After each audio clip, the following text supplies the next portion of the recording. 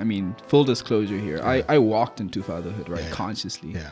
Falling in love with her meant that I got to a place where it was like, okay, she told me she has a child. And I was like, whoa. Sure. And I had to really sit with myself and go, am I going to do this? Yeah. One promise I made to myself was I'm not going to love her from the perspective of my hurt or hold her accountable for what other people did to me. Come on, bro. And that's been so freeing. I think it's ridiculous for society or people to expect men to never require safety. Yeah. Especially around love.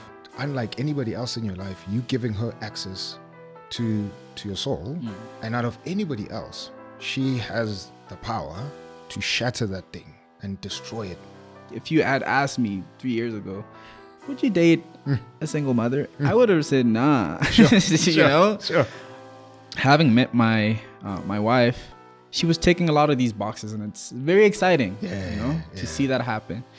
But the time it really clicked for me is when we had our first fight. Hey, what's up? Welcome to That Husband Podcast with me, Black Newborn. Here we are husbands who aren't where we want to be, but certainly are not where we used to be. We are imperfect, always failing forward, trying to know better so that we can do better.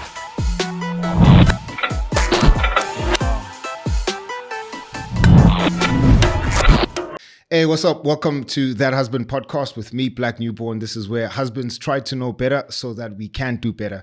And before we jump into this episode, we want to thank everybody who's been supporting us. If you're joining us for the very first time, please don't forget to hit that subscribe button, hit the notification bell so that you're updated on every single episode we drop every Wednesday at 11:30. If you want to support us, man, we're excited to let you know that our official website is up, thathusband.com. So you can go click on that, and anything that we're doing here, you can find there. Our online store is there. You can buy tickets to Beans and Bonds. Man, you can buy us a coffee as well if you really want to support what we're doing here. Second way you can support us is by booking me as a speaker, an MC or facilitator for your next event.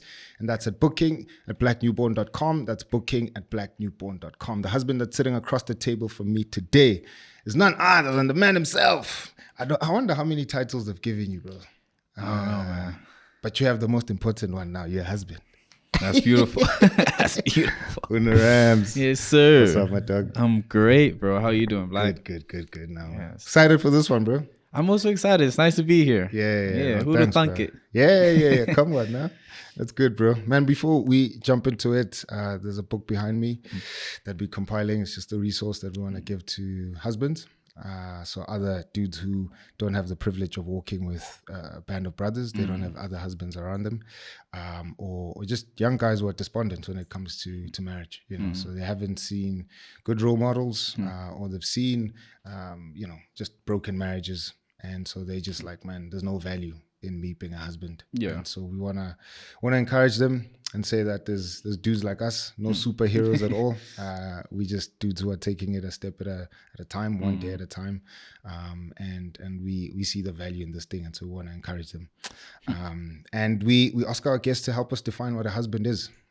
And so we're gonna put that definition in that book and a couple of other stories, and make it a free resource, man. So with all your months of wisdom. Giving me a lot to work with here. Come on, bro. What would you say a husband is, bro? Wow. I wish I had prepared for this one. Sure. But I'd say a protector and a partner. Because it's no longer about walking ahead or walking behind. You have to walk together. And it's in that wisdom that leadership comes from, right? Sure, man. Knowing that I don't have to be forceful. Yeah. And we can work with each other.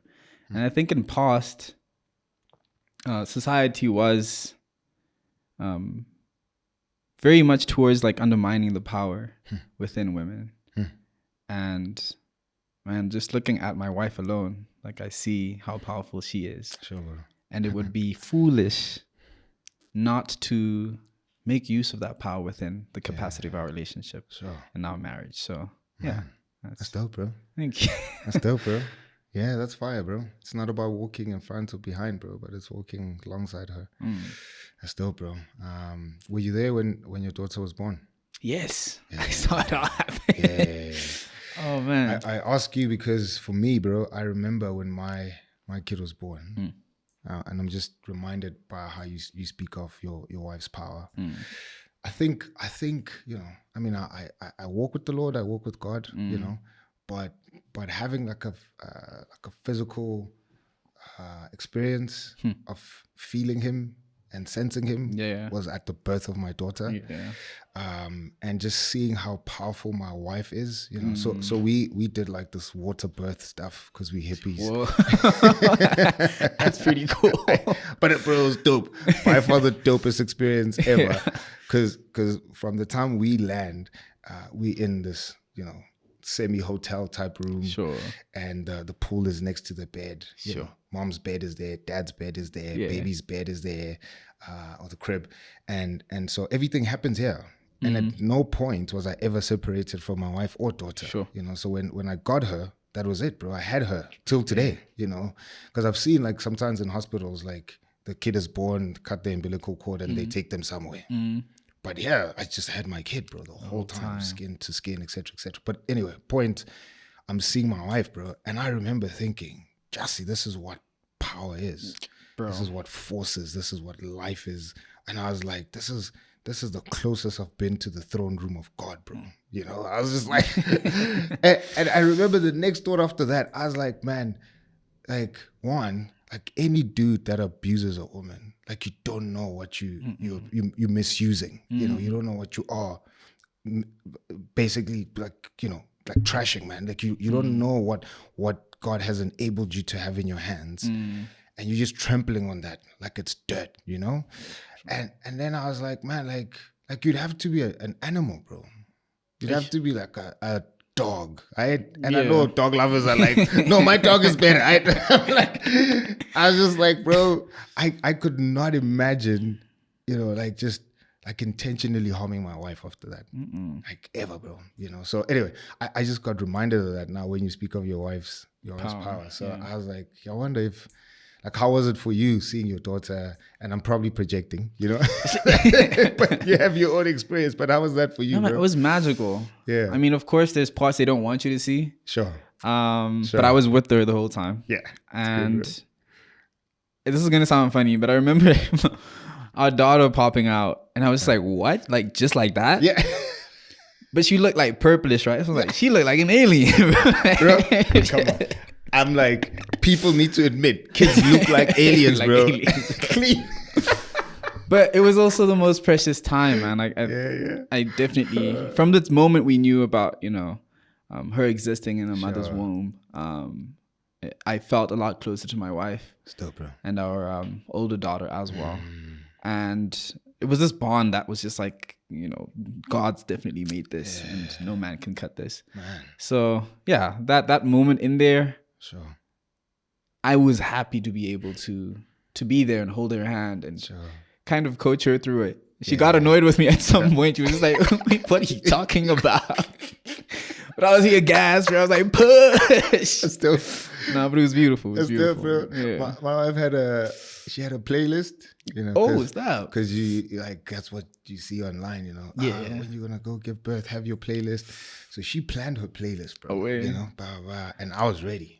Yeah. Right. So when we get there, as soon as the thing starts, I'm just gonna play these songs. That's what's gonna carry her throughout the thing. Yeah.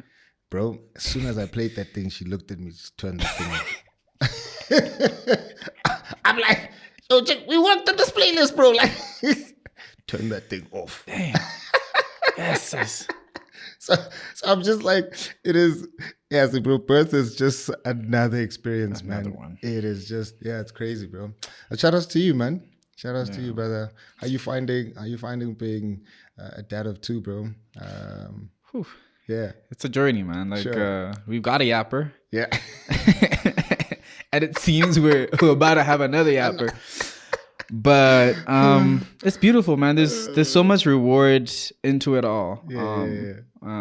What I've said to like my friends and family and that is that like stepping into fatherhood, because I mean, full disclosure here, I walked into fatherhood consciously. Because my wife had a child already. So falling in love with her meant that, you know, I got to a place where it was like, okay, she told me she has a child. And I was like, whoa, okay, am I going to be the father that stepped up? Yeah, sure. And I had to really sit with myself and go, Ish, am I going to do this? Yeah. I know I'm diverting a lot from what you asked, but support, bro. Let me finish here. Water and coffee, we can go, bro. So yeah, so I then sat with it, ruminated on it for a while, and I heard this voice say to me, and I believe this was God talking to me. It was like, how can you say you love her if you don't love everything she comes with? And that just hit me, bro. Like, I was just like, Straight whoa, up, bro. Okay. I didn't realize that all my anxiety or fear around the topic was coming from what I thought people would perceive this to be. Yeah.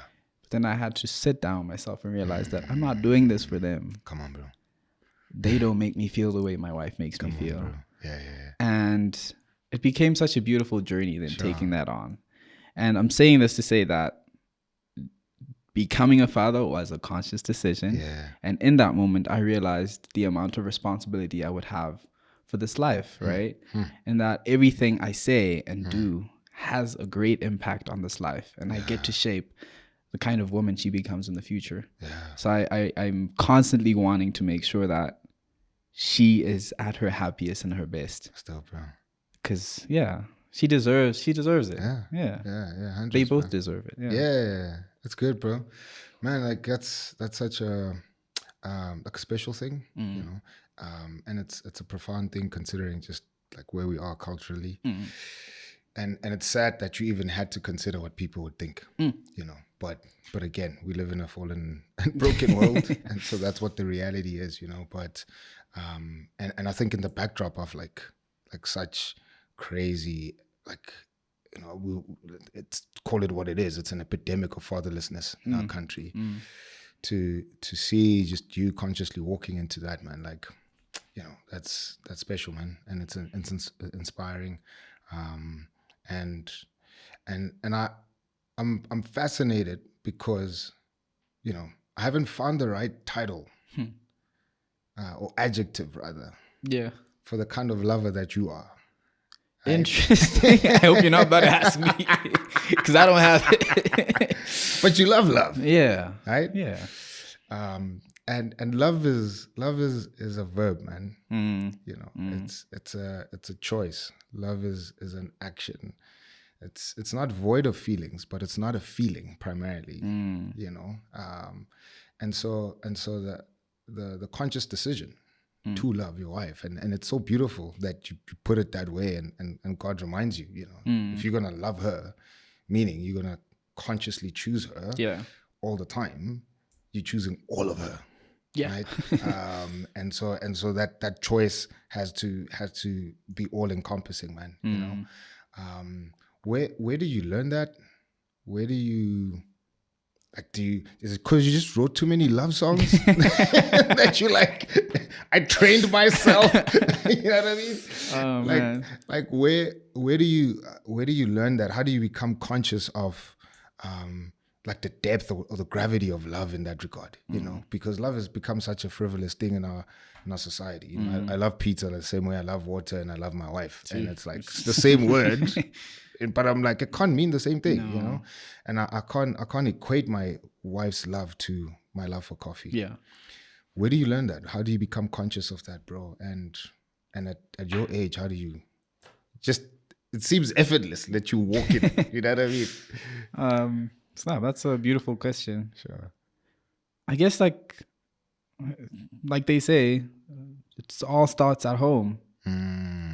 I was fortunate enough to have, you know, both parents in the picture. Sure. And that's literally where I got to see love. I might have not understood the full scope and gravity of things at a younger age. Sure. But the more I grew up, the more I realized, excuse me, just how much our parents love us. Yeah. And I can still say that in the present tense, because even in times they haven't necessarily shown up in the way we expected them to, they did their best. Sure.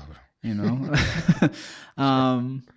I know I had a bit of a fallout with, fallout might be too strong a word, But my father and I weren't really seeing eye to eye. Okay. When I was in my teen years, and this is because we were dancing and cruise, sagging our pants. Like he was just, I don't understand what you're doing or who you're becoming. And at that point, like coming from being so young and in primary and trying to live life, impressing this man, getting to a point where he's disapproving of everything I'm doing. I was just like, it's fine. I don't need you. I just need you to pay for what I need to do. Keep me alive. Keep me here. But he continued to work to put food on the table. Like I have 5 siblings, so there's 6 of us.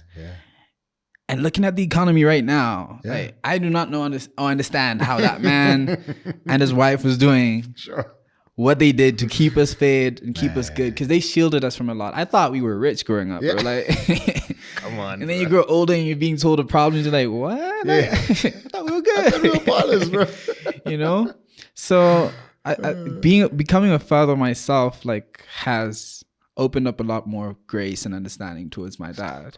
Because then I can see the type of man he is through myself too. And I'm fortunate enough to be walking in his footsteps. I stand on the shoulders of a giant, for real. Shout out, Pops. Yeah. Come on, bro. Yeah. That's dope, bro. So it definitely started at home. We grew up in the church as well. Sure. And I mean, church could feel superficial to a lot of people. But it's in the practice that's done, even outside of, those 4 walls. And one of the best gifts my parents ever gave me was my siblings. And outside of, watching Disney or Cartoon Network and hearing, you can be anything you want to be, they were always there, to like hype me up and support me in everything I was doing. And that's where the love was. Sometimes we'd fight for the remote, sure. But we'd always find our way back to one another. And that's, Yeah, those are cool memories, man. Fighting for the remote, bro. It shapes you, bro. It's the chemistry you guys share now when you go out and, you're on a coffee date. What number are you, bro, out of the 6? I'm 4. Okay, so you're not as crazy as because it's always the middle kids, bro. Like I am 3, a middle kid, technically. You technically are, but like you towards the end. There's something special about number 4s if you ever have more than 3. Interesting. Yeah. What number are you? Just out of curiosity. 1 and done, or? No, there's 3 of us. I see. At least that I know of. That's funny. So, yeah, 3 of us, bro. First. And then I have 2 little sisters, but like it's wild because there's a 9-year gap between me and my second sister. And then the youngest is a 17-year gap, bro. There were people who thought she was my kid, and we were hiding it, because I was 17. So people are like, "Why are your parents having a kid when no, this is your kid?" Yeah. And I was like, "No, right." So, but I didn't grow up with them because of the gap, So my middle sister. The second one, when she was born, just shortly after that, things kind of started, disintegrating at home. So parents basically separated, and then 4 years later filed for divorce. So it's always, whenever I think about my sister, I'm like, man, it's unfortunate that she came when like things were financially good. Yeah. And yet at the same time, it was the height of relational breakdown, so financially we were good, but relationally we were at the lowest we could ever be, could have ever been as a family. So it was just wild, man. Anyway, so that's a bit of my but the first kids, bro, we deputy parents, and we get to learn a lot, what to do, what not to do. I feel like you guys have the privilege of being kids. Low key. Yeah. Anyway, I asked that because I'm like, man, like how like what conversations are you guys having as siblings when you look at your parents? Parents still together. They are still together. Shout outs, bro. And I love those stories, bro, and I crave for them. And part of the heart of why I started this podcast because of my own story and not wanting that for other Black boys, and so I'm like, man, I crave for stories like that. And when I hear them, I'm like, that's the vision. Representation matters. Yeah, man. Come on, bro. And if anyone is watching this, I'm like, this is where we're going. Yeah. 6 kids, parents that are still together till today, what chats do you guys have among each other about like the love that you see from our parents? Yeah, sure. Interesting. Do we really have chats about what we see from our parents? His younger brother is in the room. Snap. I don't think we talk about it that much. It's more of a thing that's felt and experienced. Oof. And I think we just still, bro, take from there. It's not like sure. We're gonna start a podcast. I'm kidding. But yeah, like it's if anything, my dad is taught through example. That's cool, bro. He's a man of few to little words. Mom, on the other hand, is a yapper. So. If anything, we'll know where her granddaughter got it from. But it like what you just said now makes me curious, right? Then what then defined love for you? Like, yeah, sure. Well, for me, bro, like the first 15 years of my life, my dad loved hard. Yeah, he loved me. He loved my mom. Hard. Did you say first 50 years of your life? 15.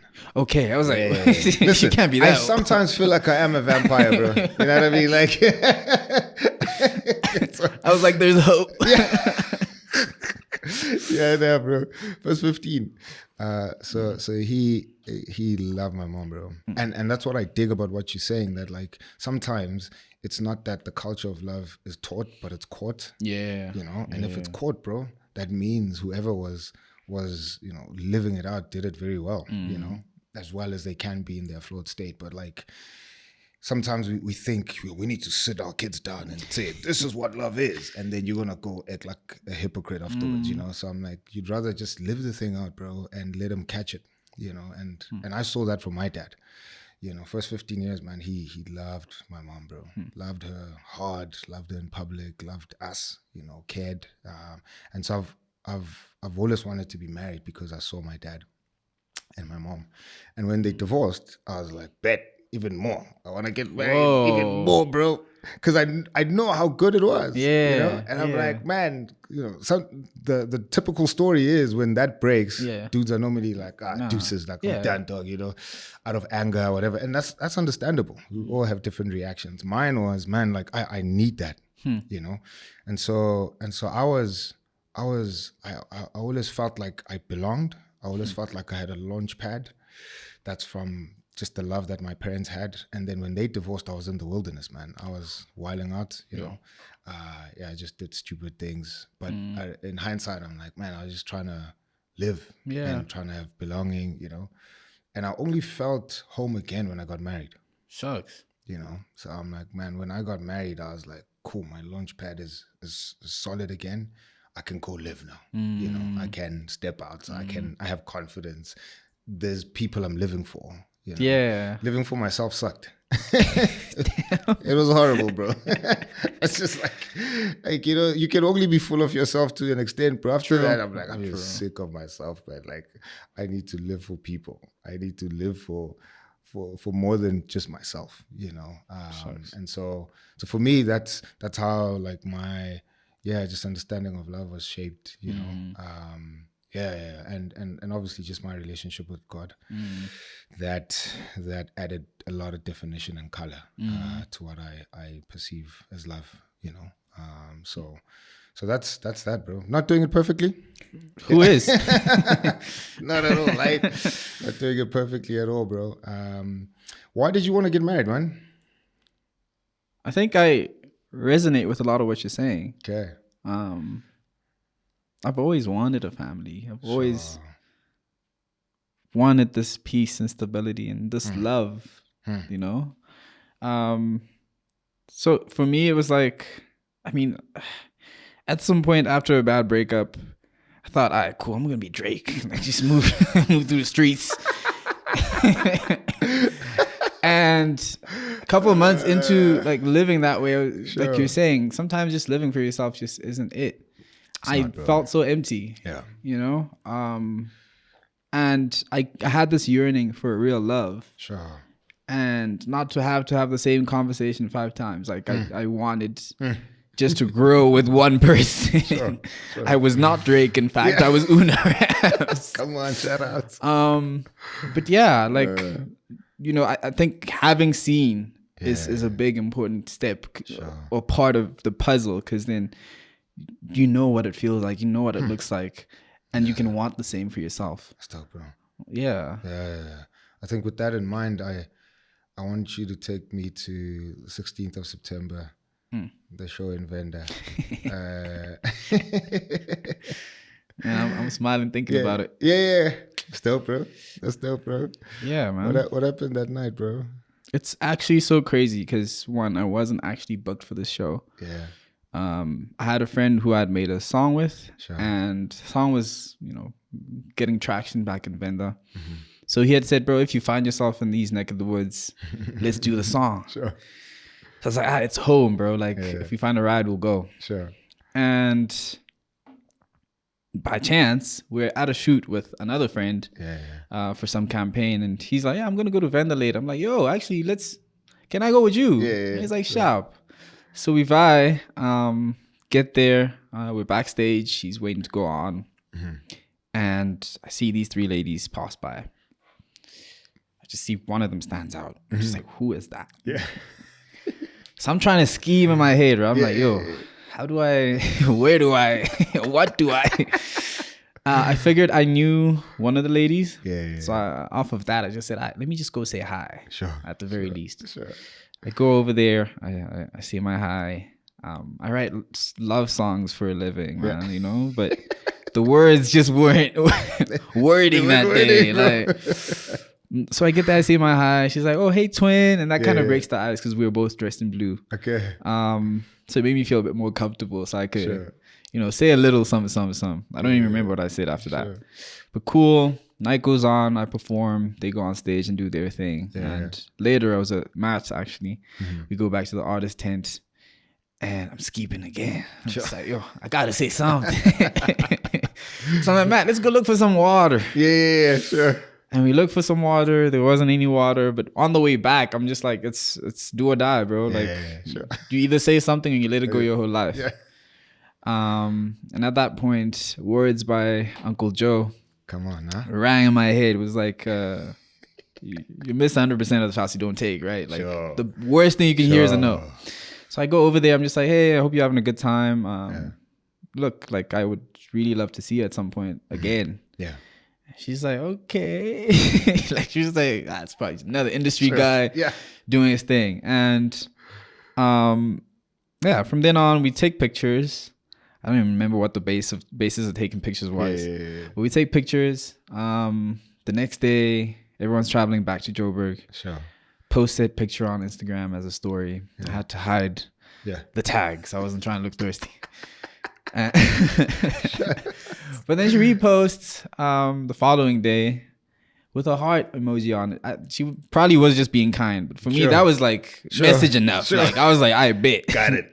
Yeah. Good. That's where I slid in the DMs and we started our conversation. At first, the first hour, she was just grilling me about whether or not I had a girlfriend, and I had to state my case and say, no, man. Like, I'm trying to get to know you. Yeah.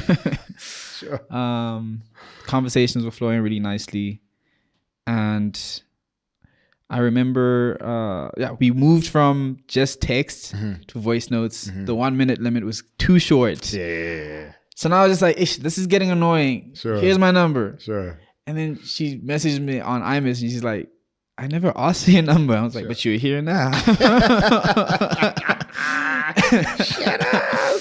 And we carried on the conversation, man. I had a trip to Ghana coming up. And I just figured, like, bro, like, I'm enjoying what's happening here. Like, Stop, I before I had my notifications off. My notifications for Instagram are generally off. But I turned on my DM notifications just so every time she would message, I would see it. Come on, bro. And that's when I knew there was something special there. Sure.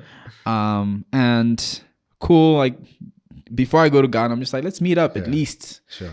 She had mentioned loving cake and flowers. So I was just like, where do you want to meet up? Because I don't want to be weird. Yeah. And she decided, let's meet at this garage, like, close enough to my house. Sure. We did that. I dropped off cake and flowers. And I remember the whole trip when I was in Ghana, I was just FaceTiming the whole time. Yeah.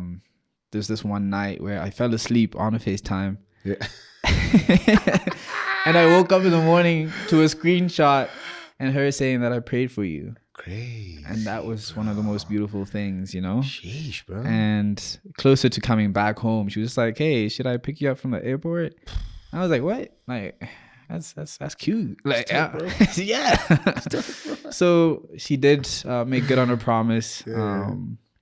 Came back, she picked up, and we had our first date essentially, which lasted the whole day, and we've been dating and loving each other ever since. Bro. Yeah. How long was that period from the show in Venda to her picking you up? From the show in Venda to her picking me up, it's probably like a month and a half, I want to say. Yeah. Bro, and I'm putting you on the spot here, but like as dudes, we never talk about like how we feel in that thing, you know? We'll use confusing words like infatuation. I might use confusing words. So that's what I'm saying. I'm putting you on the spot. Bro. You know, it's like, I'm like, dude, some dude asked me this past weekend, like, yo, like if I'm infatuated, I'm like, dog, what does that mean? Like, break down what infatuation means, bro, right? Yeah. But like our wives to the T will describe. This is how I'm feeling. Bro, the weather, dog. When he sent that text, the shivers that went down my spine. And it's like, how many shivers did you remember? Right? But I find it that, you know, I chat to my wife, bro. Like, you know, we would like, we have what we call 3 a.m. chats. Sure. So that means like we probably spoke from like 2 p.m. the previous day. Sure. And we just like, man, in our own cocoon till like, you know, and it's normally around 3 a.m., 4 a.m. We like, oh, smack, like we outside. Yo, we still parents. Let's go sleep. Kid is gonna wake up at 6. We need to be ready. That's beautiful, right? So we just talk, bro. And a friend of mine made a comment. We were together this past weekend as well. So he made a comment. My wife said something, and he turned to us and he said, "You guys just share everything, don't you? Like, there's nothing that Black knows that you wouldn't know." You know? And I was like, yeah, like, what are you doing? We're not weird. Y'all are weird. What are you doing? Like, why doesn't your wife know everything, bro? You know? But then I realized, like, shucks, man, it's probably just us with like 3 a.m. chats, you know? But, and I say that to say this, like, we just talk, man, and I would describe like how I feel to my wife. But I've never heard a husband or a man just describe, you know, what that was, that month. Sure. How did you feel? You know, you probably wrote 10 songs just from the feeling of that 1 month. There's a whole album, brother. That's what I'm saying. Yeah. So I'm like, man, like, what were you feeling, bro? How was it like? Did the sky look orange at any point? Because like you just dizzy in love, dog. Sure. I'm trying to find the words, but there was definitely an elation about it. Sure.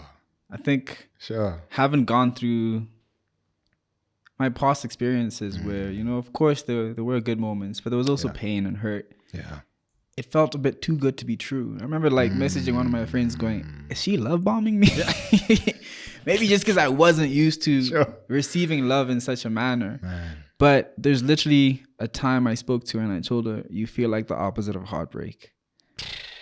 Because for every other instance or a time where I felt like my heart had clenched up, she was setting it free, you know?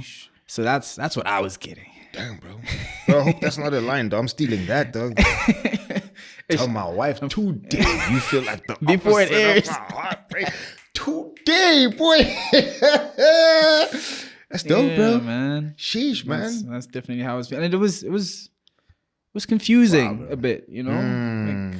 Like, why is it this good? Like, I think a bit of imposter syndrome comes through because it's like, is this meant for me? Is this gonna leave me? Like, I realized I was living from a place of really being scared. And once I could let go of a lot of that anxiety, I could really enjoy this for what it was. Man. And that made it all the more beautiful because then I could open myself up a lot more.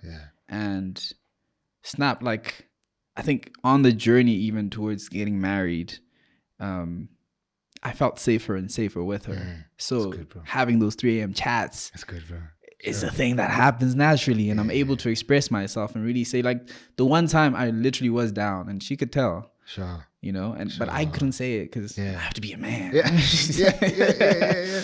But we got to a point where, you know, like I was like, let me try it out.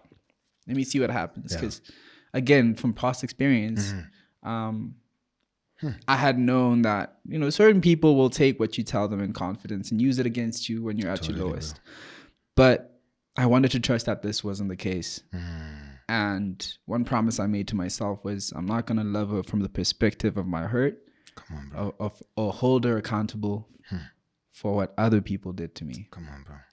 And that's been so freeing. And when I tried it out, she was there to receive me with warm and gracious arms. That's dope, bro. Yeah. Sheesh, man. That's dope, bro. And it's such, again, like, you know, just your level of consciousness, man. Like, you know, I always say to people, let's not define ourselves by what we're not, you know. So it's pretty dope that you don't want to define this new experience that you're having with your wife by what she's not, you know. She's not your ex. She's not the person who hurt you, whatever, right? She is who she is. And there is a sense in which, you know, we can only know light exists if we see darkness, you know, and that's fine. But in fact, you know, darkness only is the absence of light, you know, so the true thing that does exist is light, you know. And so in the same sense, I think love is the true thing. And you can argue that hate is the absence of love, you know. And so you wouldn't want to define love by all the others. Yeah, you know what I mean? So I'm like, man, that's pretty dope, bro. There's something you said there where you spoke about safety leading towards the marriage, you know. And I just like now, bro, started thinking deeply about this. Like we always assume tigers, lions, like predators, you know, don't think about safety. And I'm like, it's the dumbest thing ever. Like that's why lions are in a pride, you know. That's why, you know, even if a tiger roams alone or a leopard roams alone, they know the strength that they have. Yeah. And they don't know that the strength that they have just in relation to them hunting, but they know that they can protect themselves. And if they know that they can protect themselves, they're very conscious of danger, right? So if that's true, tigers, lions, leopards also have a sense of requiring safety. True. They know how to protect their young, so they know that there's danger, and so they know how to create, you know, safety. And so I think it's ridiculous for society or people to expect men to never require safety. Yeah. Especially around love. You know, I'm like, man, it's in those moments where you become so vulnerable with your wife that unlike anybody else in your life, you giving her access to your soul, and out of anybody else, she has the power to shatter that thing and destroy it, you know. And so there is a level at which you will need cues and signs to say this is safe. And once you feel that, the more you open. True. Once you feel that, the more you give her more access to your soul. You know what I mean? And that exchange, bro, like that's how love functions. Yeah. You know, and it's just you give, she gives, you take, she takes, and it's just like, man, I want to give more. She wants to give more. You know what I mean? But what was that in your mind when you were like, man, I'm safe here? You know, because you decided you're gonna pull the trigger in 6 months. Yeah. Which bro, shout outs to you 1,000,000 times, right? I'm not judging nobody. Yeah. I just don't get why you would date somebody for 15 years, bro. And not do it. I don't know, bro. And again, not judging anybody. Yeah. I get people have different circumstances, but I'm like, man, I've been married going to 12 years now. Wow. So 11 years this year. And I've known my wife for 17 years. We were together for a year before we got married. Sure. So we were friends 5 years and then got engaged for a year because I was broke. You know, if I had money, we were going to get married immediately. Yeah. But I was just in between gigs and we just both had this principle that, man, unless I bring 2 cents into, we're not doing this thing. Yeah. You know, even if she would bring more money. But the principle of me as a man working, we just both held on to that. And so we just stayed a year because I was just in between gigs. And now we've been married for 11 years. But the person I met 17 years ago, nowhere close to the person that I'm married now, bro. The person I married 11 years ago, Yeah. nowhere close to the person, you know what I mean? And so I'm like, with that, there's just no amount of time of me waiting to get to know her before I can make the decision, bro. You know what I mean? So I'm like, yeah, in fact, now that I've committed to her, all the walls are down. You know, my pants are off. I'm like, this is me, right? And in fact, I'm getting to know her better than I would have if we're just dating. And every time she's bringing her best representative, I'm bringing my best representative because we're still trying to impress each other. You know, I'm like, it's now that the gods are done that I'm like, okay, this is who you are, right? Yeah. And I'm seeing the evolution of that, bro, which is like amazing, you know. 6 months. 6 months. How? In the climate we in, bro. And that's why I'm like, help me understand that safety you felt. Maybe that's what also inspired you to just pull the trigger that quick. I guess what I can say to it is, one, it's something I had been praying for. Fire, bro. And I remember telling my siblings about it. I remember telling my sister's mother-in-law even. I don't know why I told her. But I was just like, yo, like... Maybe she's the one who threw the blessing from the side. You know, maybe she said that one prayer. God said, I bet. But I was praying so fervently. I had a whole list I was compiling of what it is I'm looking for. Because, I mean, in dating, I was seeing all the things I don't like, right? Sure. And maybe I get like 1 or 2 attributes from this one that I like. And then it's like, okay. But now it's like, like you said, let's not define things by what they're not. Sure. I had to define what I was looking for by what it is. Come on, bro. And having met my my wife, she was taking a lot of these boxes, and it's very exciting, to see that happen. But to be honest with you, the time it really clicked for me is when we had our first fight. Come on, bro. Yeah. You speaking marriage right now, bro. Come on, bro. Bro, but just the level of respect. Yeah. The level of care and gentleness that was like the situation was treated with. Sure. And the fact that we were able to tackle the issue together. It was us versus the problem, not me versus you.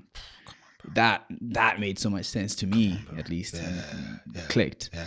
And one morning, shortly after that fight, we had resolved things amicably. That voice I heard that time saying, how can you love her, you know? It said, you're going to marry her. Sure, bro. Maybe I'm crazy. Maybe I'm crazy. Listen, you're sitting here married, bro. So yeah. Sheesh, bro. This is not a call for schizophrenia. I'm not that crazy. Bro. But, you know, like it's intuitive as well. Yeah. It's something I felt deeply. It's something that made sense. It's something I wanted. And I was just blessed and fortunate enough to have met someone that was following along on that same path. And then we could just, take the walk on together. Yeah. Dope, bro. Yo. Yeah, those first fights are really telling, bro. Yeah, and it's how you come out of them, man. And it takes a long time for a lot of us to just, lock into that principle. Yeah. That we're not enemies. The issue is regardless of who brought the issue, the issue is the enemy, not you. Right? Man, that's fire, bro. Has that been your hardest fight? No. Okay. It was just the first. But it wasn't the hardest. Bro, our hardest fight, I consider me and my wife like, people who fight well. And I always say like couples need to develop their fighting voice, fighting culture, fighting style. If you don't develop those things, bro, like you're gonna scratch each other and claw your eyes out, and it's gonna be messy. So just know, okay, you swing this way, I swing that way. Yeah, cool. So this is our style, and then within that, I also say like develop your recovery strategy. So now that we fought, okay, man, I didn't like how you threw that jab. Right? I didn't like how you raised your voice there. Okay, cool. Let's take notes. Next time, let's not do that. Then we added on to our fighting style and language, right? And a lot of people avoid that. And I'm like, man, that's where part of the marriage is gonna exist. Like for us to have the good times, we need to figure out how to clean the rubbish. Right? Yeah. Like, if we don't have a plan to clean the house, we're not going to have a home, right? So find a way in how you're going to clean this stuff, but you have to clean it because it's going to come up, right? And I think because of that, like, yeah, like we've had fights, but it wasn't like crazy, you know? Bro, we had one fight, bro, where I think we were just both tired, right?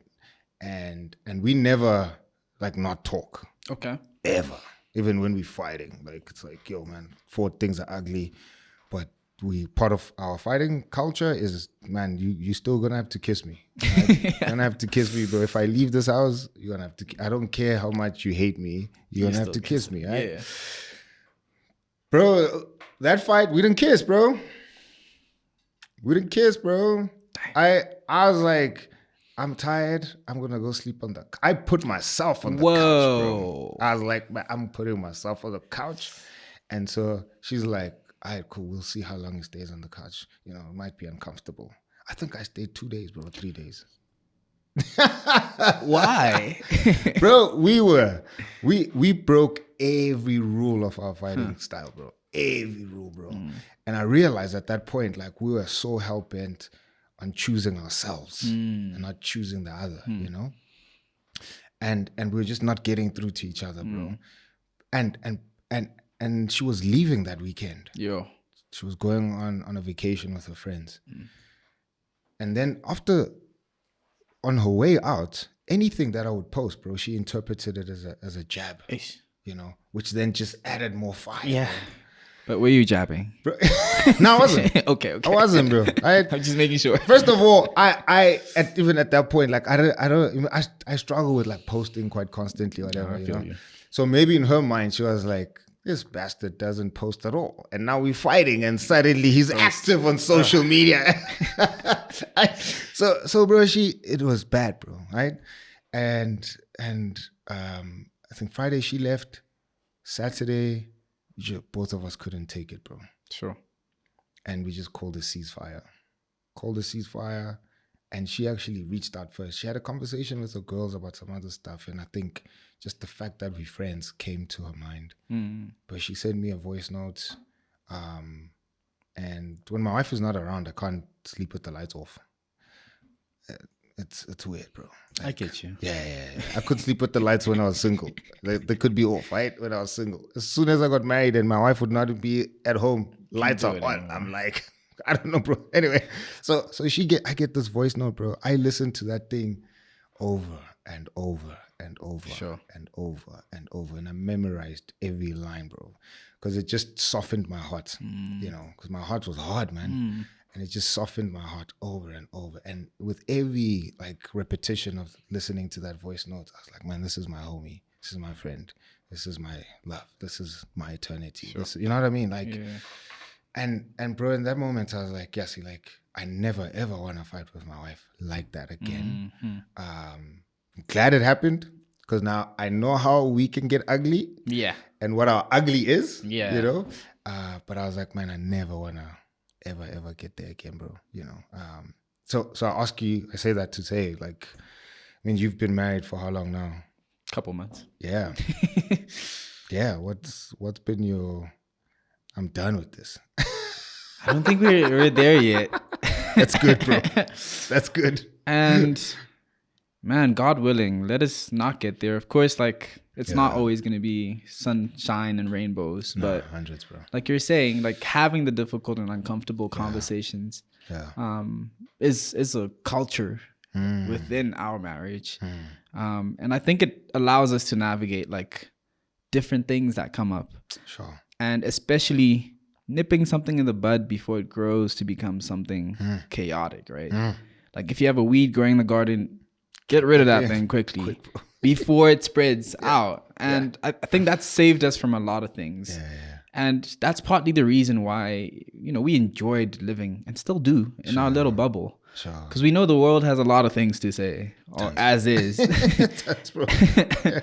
But if we can protect our space, then good or bad, like, we'll be able to navigate that space because we know it and we're familiar with it. Yeah, I think you dropped a really beautiful gem there, bro. Like we as people, we want to believe that, you know, it's a Disney fairy tale and everything's going to be pretty the whole time. And that's what we define as love. But in reality, there's days someone's going to wake up not feeling like it. Like, I saw this TikTok and it was like, of course I love my husband, but there's days I wake up and I don't like him. Yeah. I was like, whoa. Yeah, interesting. I kind of get it. It's like human beings, and how it made sense for me was I looked at my relationship with my siblings. Right? And I was like, I love these people. Yeah. But it's not every day that I'm trying to hear your voice, man. 1,000. You know? 1,000. No shade. And there's times we'll bicker and fight over things, but because we love each other, we're able to sort that out. Sure. And that like set a great frame of reference for how to approach romantic love as well. Yeah. That's good, bro. You speaking about protecting your just your space, you know, your life force. You both have demanding careers. You know, your oldest kid, demanding career. It's just so magical, man. Yeah. Like I'd want to sit with your wife at some point and just be like, yo, give me the rule book, just give me the playbook, bro, with all your X's and O's. I wanna like train my kid. Right? Like she's much as just like, man, she's next level, man. Like her genius is just like for such a small brain, like where do all of these ideas live? Right. But you all have busy careers. Yeah. How do you manage all of that, bro, and not let that bleed into your life force? You know, because that's something me and my wife are like wrestling with now, currently. Like, because we want to show up as fully and as like faithfully as we can in our outside world. Yeah, you know. So now I want to show up, bro, as 100%. You know, and not like sidestep you and give you like half of me. Yeah. But I can only show up as 100% if my life force is cared for. Yeah. You know, because that's where I draw life from, man. If my wife is cool and my kid is cool, life then, bro, like I can show up here, bro. You know? And I'm free, you know. How do you, what are some practical things you guys have placed? What's the language that you use to kind of shut the noise out so that you guys can thrive, man, and flourish? Yeah. Beautiful. One of the conversations we had. Hey fam, let me tell you something. When we started That Husband podcast, it wasn't just about conversations. We wanted to create a space to reflect, to grow, to dream about what healthy, thriving marriages could look like in our generation. A space really for husbands and anybody else who believes in championing healthy marriages and marriages that are done well. Now, that space has a home. We're excited to let you know that our official website is launched, a one-stop destination where everything we are building comes together. It's more than just a site. It's a place for you to explore, to connect, and to invest in what really matters the most. Here's what you can find. Our online store featuring the Black That Husband hoodie, along other dope accessories, wearable reminders of our vision and our commitment. Tickets to Beans and Bonds, a gathering where conversations, laughter, and reflection turn into tools to promote stronger marriages. You can also sign up for our 10,000 Husband Prayer Hour and stand alongside other husbands as we pray together for our homes, our families, and the future of this country. Man, if you want to go deeper, YouTube membership is live. You can sign up for that, and it's going to be super exciting for you to connect at a deeper level. This is more than a website, but instead it is a hub for our vision, a library for our hope. It is a commitment to marriages that are healthier, stronger, and rooted in love. So don't just hear about That Husband podcast, but step into it.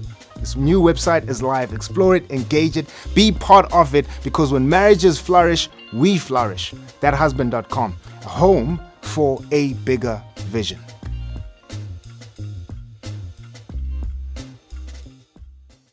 What are some practical things you guys have placed? What's the language that you use to kind of shut the noise out so that you guys can thrive, man, and flourish? Yeah. Beautiful. One of the conversations we had getting into our relationship was the fact that we didn't want to lose our individual identities within this thing. And with that comes, you know, goals, aspirations, and dreams. Sure. And the best thing we could do for one another is to support one another all the way through. Yeah.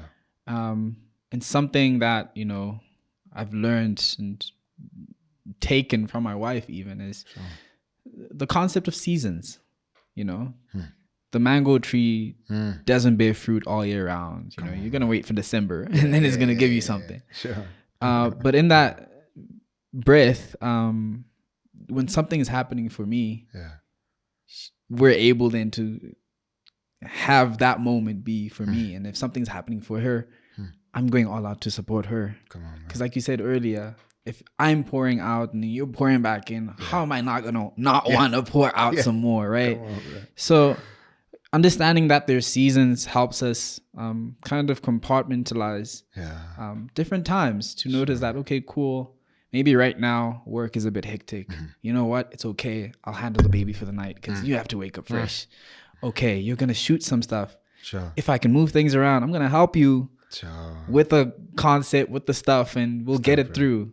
So we support each other and be a team that way, noticing what our strengths are and applying them for the good of the marriage. That's dope, bro. And even with Spasha, for instance, like it does come off like one thing that I think was challenging in my relationship with my dad as a young kid was the fact that he was always working, right? And he was always away. And I'm seeing myself kind of slowly turn into him in that regard too. All of us, bro. Where, bro, I'm on the computer. If I'm not on the computer, I'm in studio. Bro.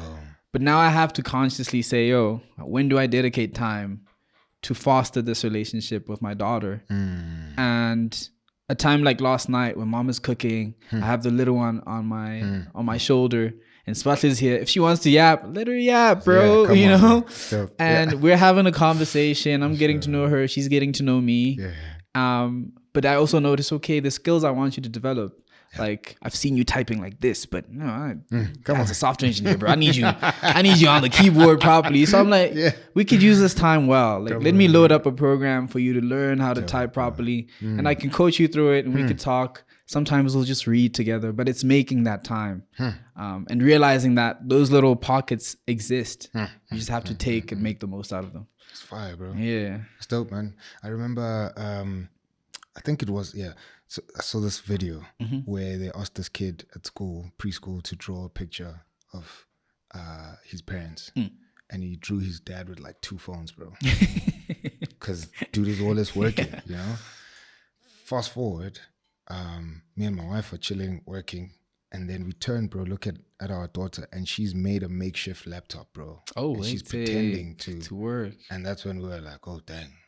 Like, we stuffing this up, bro. Because she's mimicking what she's seeing in the house. You know, I'm like, damn, bro, we stuffing this up, man. And so it's hard in those moments, bro, you know, to, find a way to protect your life force. You can shield the world, but also it's hard to kind of kill your own desires for the sake of the flourishing of the family, bro. You know, I think that's where the rubber hits the road. No, man, but sorry. No, it's cool, bro. Yeah. Don't be too hard on yourself. Yeah. Sure. Because if anything, the fact that mom and dad are working, that's a good thing to see. Right? Sure. And number 2, I think as with anything, emotions are like signs on the road. Yeah. If you're feeling fear for something, it means you need to do something about it. And the fact that you're able to notice and see this and you're saying, okay, this is not something I like. Means that you have the power now to go and change that. And I guess it's just in conversation and practice to say, hey, love, like, what does it look like? What do you want to see? And then you create that world for yourself and your family. Yeah. Sure. Oh, thanks for that, bro. Appreciate that, man. Yeah. It's hard. I think as men, especially, you know. And I've noticed that I tend to become hard on myself because I'm idealistic. And so I have like visions of how things are supposed to be. But in reality, like it takes time and practice and failure, you know, for this vision to come to life. And so it's in the moments when it's not what I envisioned it to be, when the reality is not what I envisioned it to be, that's when I'm like, such a flaw,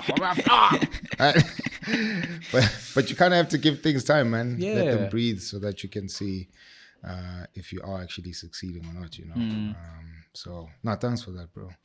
Appreciate it, man. Like, I genuinely think, like, as men, we don't have enough sounding boards because we don't sit and have conversations like this on the usual, right? Sure. Like, and which is why I give you props for starting a platform like this where wholesome content about being a man, like, Thanks, bro. Yeah. is placed and put up on the internet for everyone to take in. Yeah. And it's just so beautiful to see. So as idealistic as you are, it's not to say that that vision is flawed. Like, that vision is great. Thanks, bro. And I think God has put it in your life for a reason. I don't want to sound preachy. No, it's good, bro. But yeah, like the fact that you're able to see for yourself and say, okay, cool, this matches my vision or this does not match my vision, gives you that space to then say, what do I need to do to get there? Sure. That's dope, bro. Yeah. Appreciate that, man. No, I take that, bro. I receive it, man. Yeah, thanks, bro.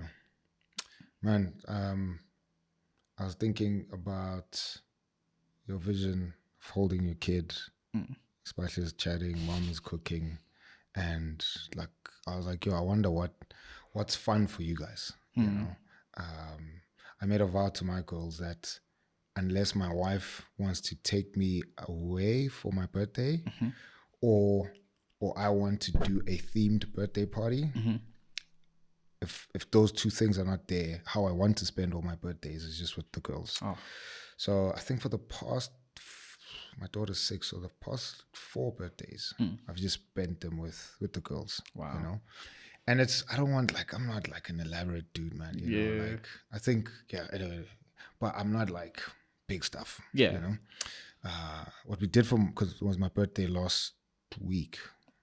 Happy belated. Thanks, bro. Thanks, bro. And so my wife was like, yo, what do you want to do? And I was like, no, let's just hang out, you know. Let's go to Magic World. Nice. I wanna ride bumper cars. Yeah. And I want us to get slushy, right? And so we just went, bro. Like, put money on the cards, and we spent like an hour at the arcade. So bumper cars was like the highlight. Yeah. Know? Anyway, had fun. And then my wife was like, yeah, you've been talking about the slushy. Like, what's the big deal about it, right? Anyway, so we got the slushy, and like she saw what the big deal was. Yeah. Right? And I was just like, man, like when we got back in the car, I'm like, yeah, like it was a perfect birthday celebration. Wow. Right? And I'm starting to realize, like, oh, there's certain things that we define as fun for ourselves. Yeah. You know. But then I was like, I wonder what other families define as fun. You know, is Disneyland fun? You know, buying a new ride fun? Like, and here I come with my bumper cars and slushy, you know? Yeah. So what's fun for you guys, man? When you guys are like, why would you not have a family? You know, like, what's the thing that you're doing at that moment when you're like, dog, family is like everything, bro. Yeah. Mad, bro. I think just being together in community. Sure. Because literally on Sunday, I just said to my wife, let's please take a walk. Dope, bro. And we just took a walk Dope. around the block. And it was nice. And Sure. in times where we're spending time together like that, Yeah. you know, I like to throw the question around, hey, what's everyone grateful for? That's dope, bro. And, you know, Fire, man. the most common answer I get from Swatli is Yeah. the fact that we're just together. That me and my family are doing this. Wow. Come on, And man. that warms my heart so much, you know, on, like, bro. so yeah, like just Sure. being together, being in the space together. Cause yeah, like you're right, it gets really busy. Yeah. But to be able to have that time means a lot to all of us. Yeah. That's dope, bro. So yeah, the little things, man. They Bro, and people say that, you know, and then you ask them, what's little?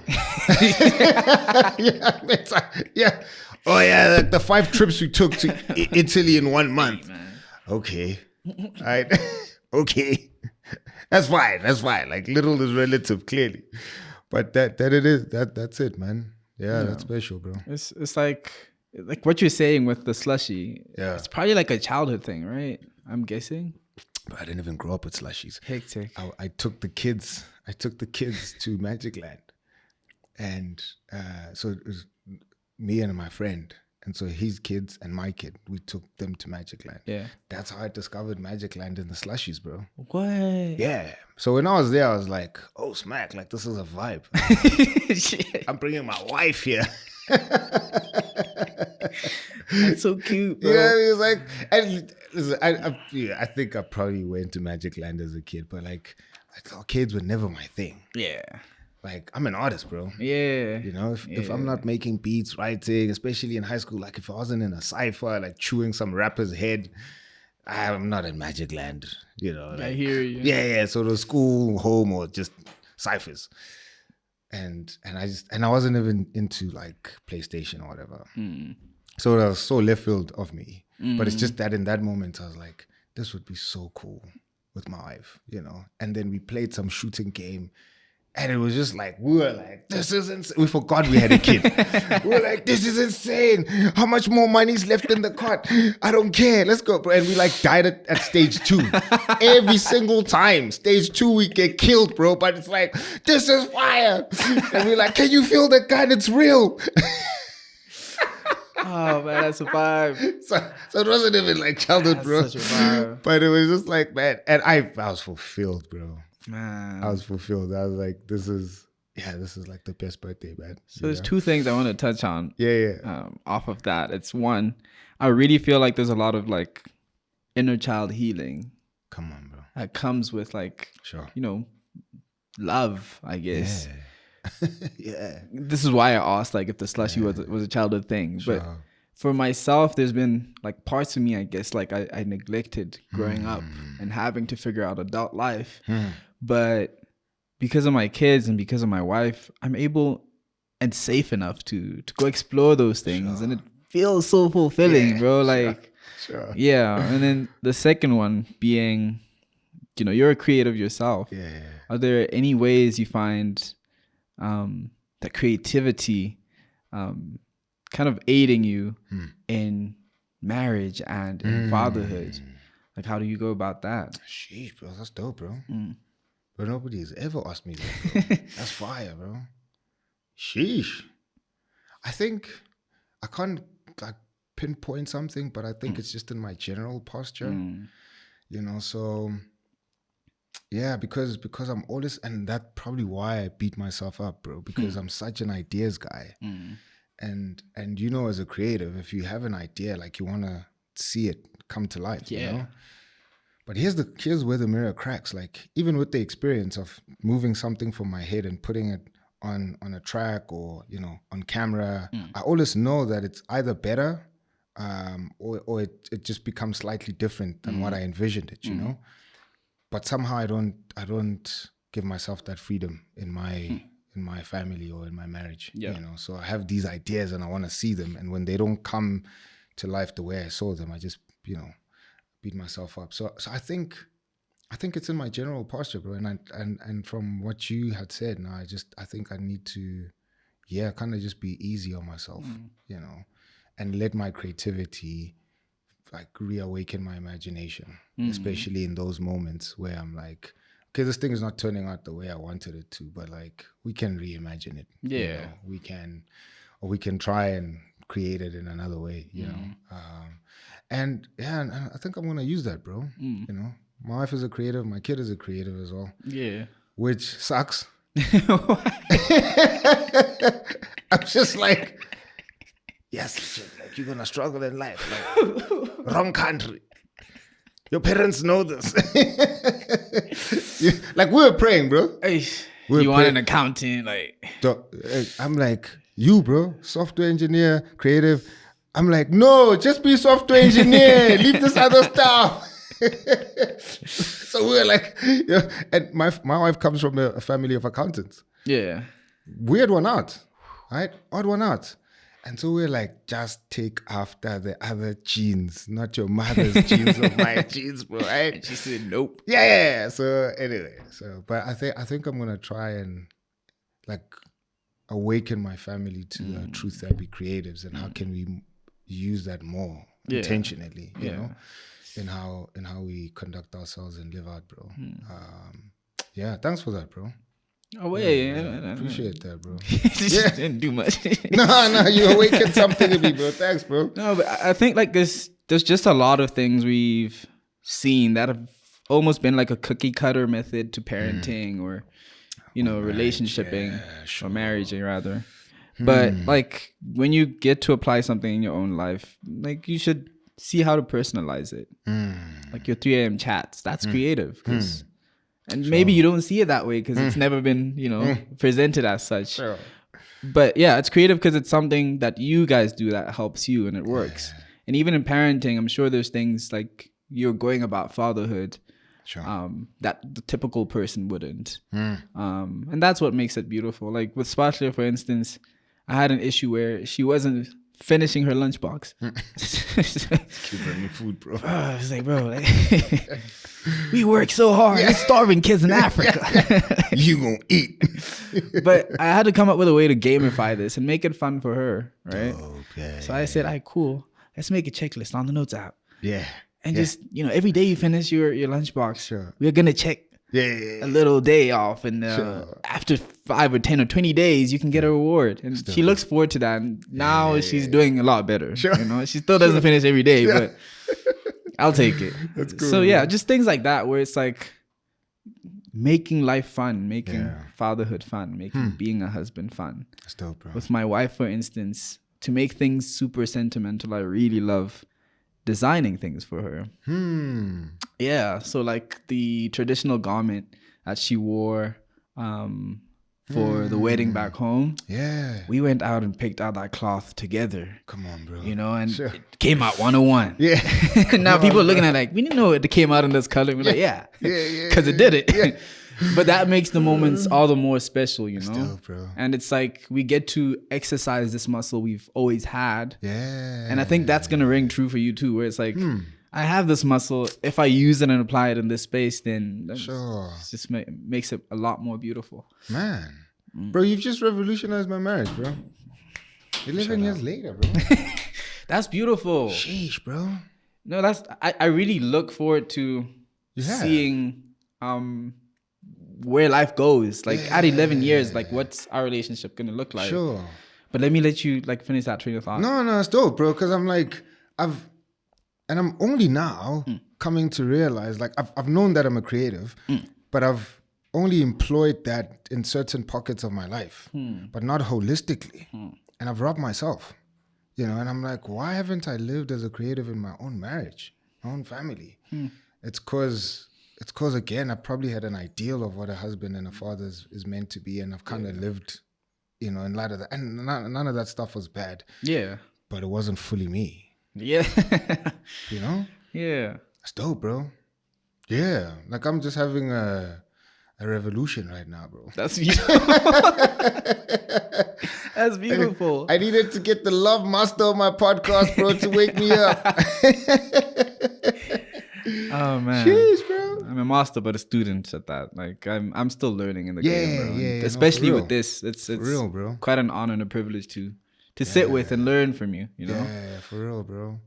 And speaking of creativity, man, like, and I wanna leave that, but like you have an album coming up, bro, and you've kind of released a couple of songs, just declaring your love, bro. Yeah, hard.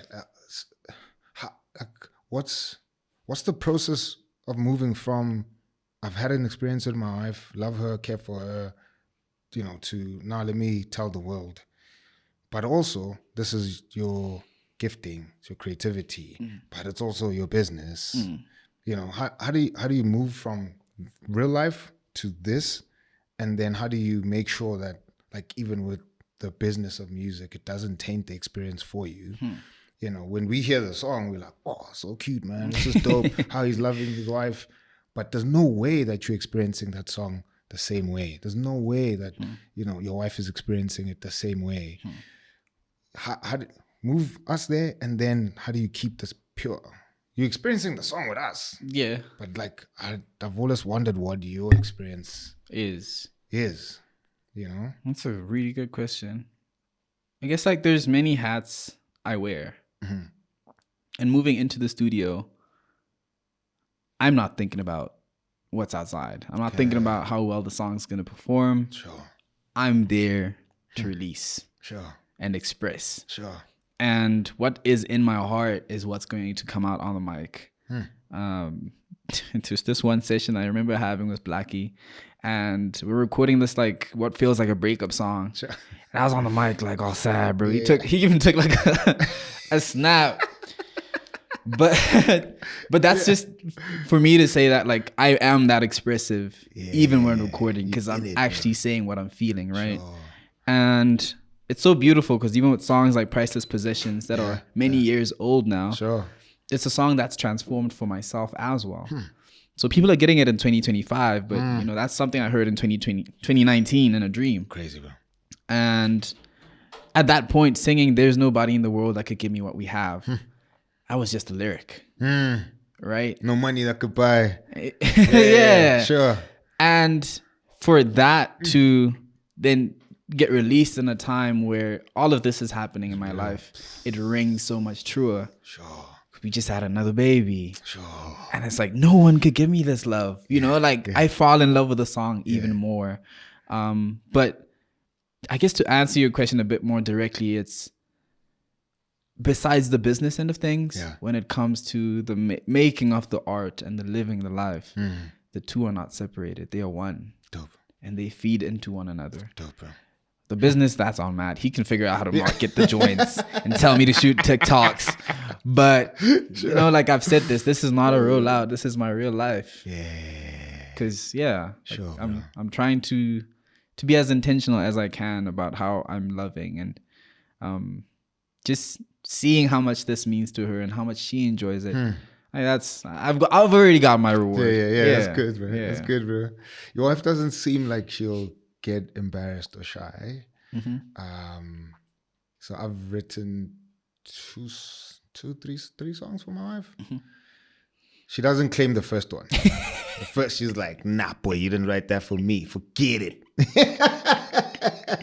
Is this when you guys were fighting?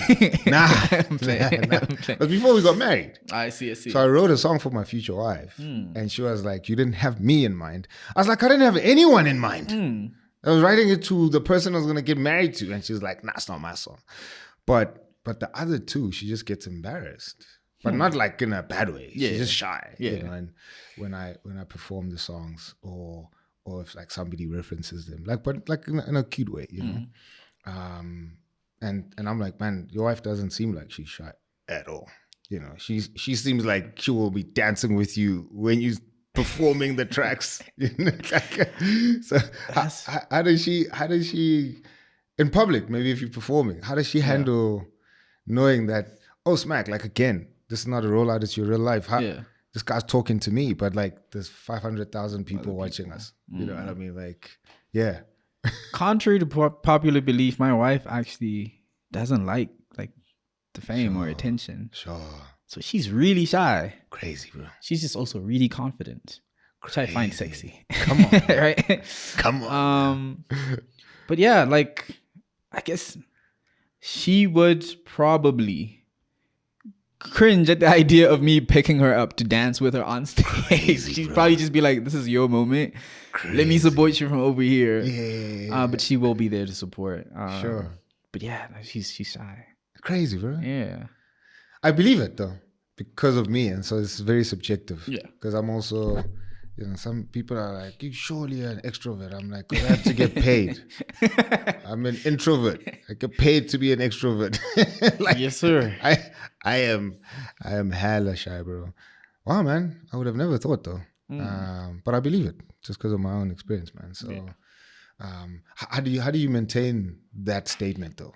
It's not a rollout, it's my real life.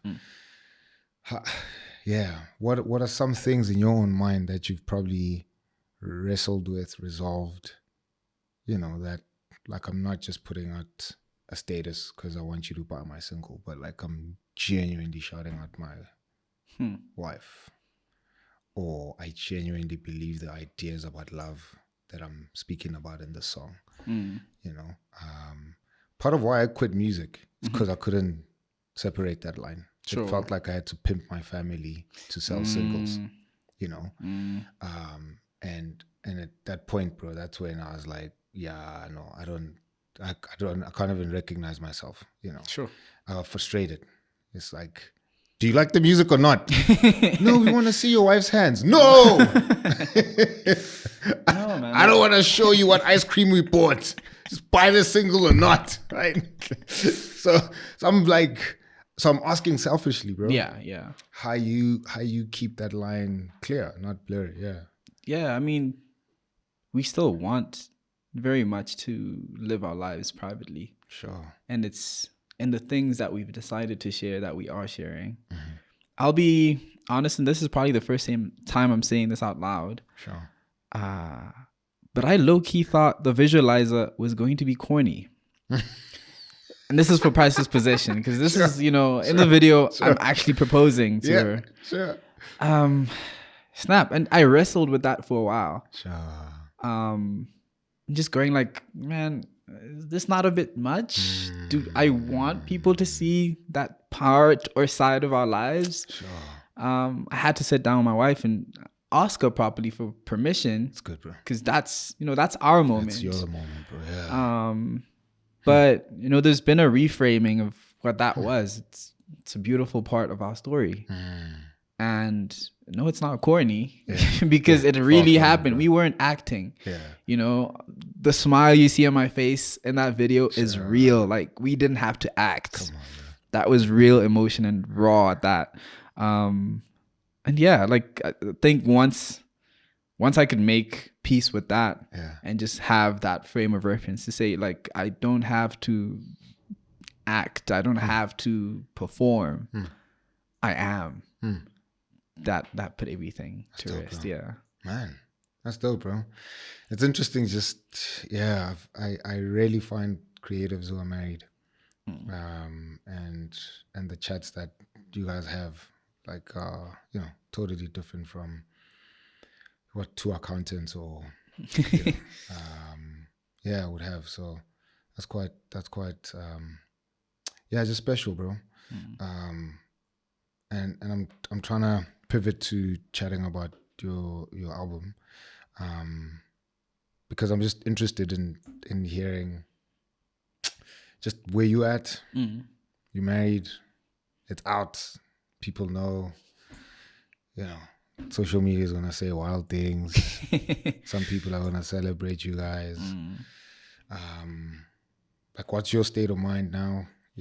I'm guessing the album is completely done. It's ready to, or it's that part of the process where you're like, hey, no, I'm still adding a spice here. I'm not adding nothing. I think it's done.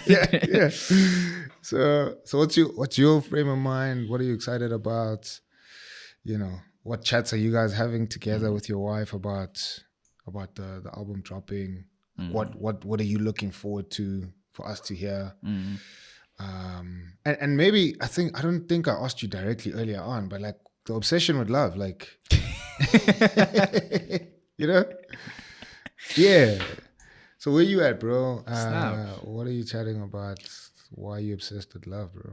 I guess to start, like, I don't know, man. Keeping these secrets has been tough. You're trying to walk around, but you're both public figures. So people are noticing you, but then you have to. It's not like we were acting like we weren't together. We were together. Hundreds, But like, finally having or getting to share our story with the world was freeing. Sure. Especially with a baby too. Brought us to a place where we could be like, all right, we can move now. We're good. Yeah. And I don't have to pretend like I'm carrying groceries. It's a real stomach. And with the album, like, yeah, man, like, going through a pregnancy, being full-time employed, working on an album, and no, like, easy things to do concurrently, Sure. And it was a definite test of perseverance, of commitment as well. And I shared this when I announced the album, that the commitment required to go back and rework on these songs over and over again is the same commitment I feel will be necessary to rework on my marriage over and over again. Like, it was a test of grit, and I'm very thankful to, you know, the community that was around. My wife, who encouraged and allowed for me to be in that space and do what I needed to do. People like Matt that were booking studio sessions even when I didn't feel like it. Sure. It might make Matt sound like a villain, but he's actually the hero in the story. Because he fought for some songs too. You know, there's a song that I struggled to write. It's called Say the Word on the album. And it's turned to become one of my favorites. Because I had to earn it. With the other songs, like I could freestyle off the bat, like verse, hook, it's done. Like, get the song out there. Yeah, let's go. But with this one, it took months. And I think that's because I had to go through the experience. I had to actually see her walking down the aisle to be able to say what I needed to say on the record.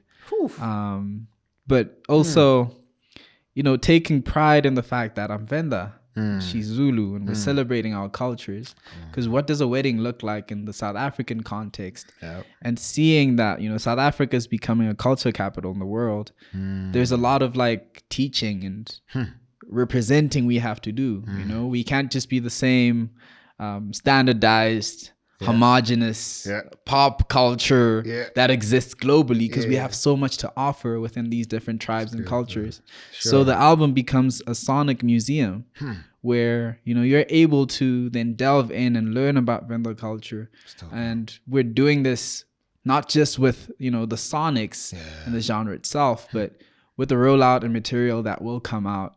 Well, there'll be a bit of like a edutainment segment where you're able to see and have some insight on, okay, cool, this is what marriage looks like. This is what, you know, lobola is in essence, or members, or whatever the case is. So yeah, there's a lot of thought into things like that. And I guess for myself as an artist, it's just like I'm at the point where I've done my work. It's good, bro. Okay, I still have a lot of work cut out for me, but I'm excited for the world to hear it and to celebrate. And this is music I want people to pass down for generations, you know. The same way you hear Mafiki Zolo at a wedding, you know that's going to be a joint. Classic, bro. I want this album to be a part of that staple. Come on, bro. I want people who practice love. Be it self-love, love with their family, or romantic love. I want this to be the soundtrack to your love life. Wow, bro.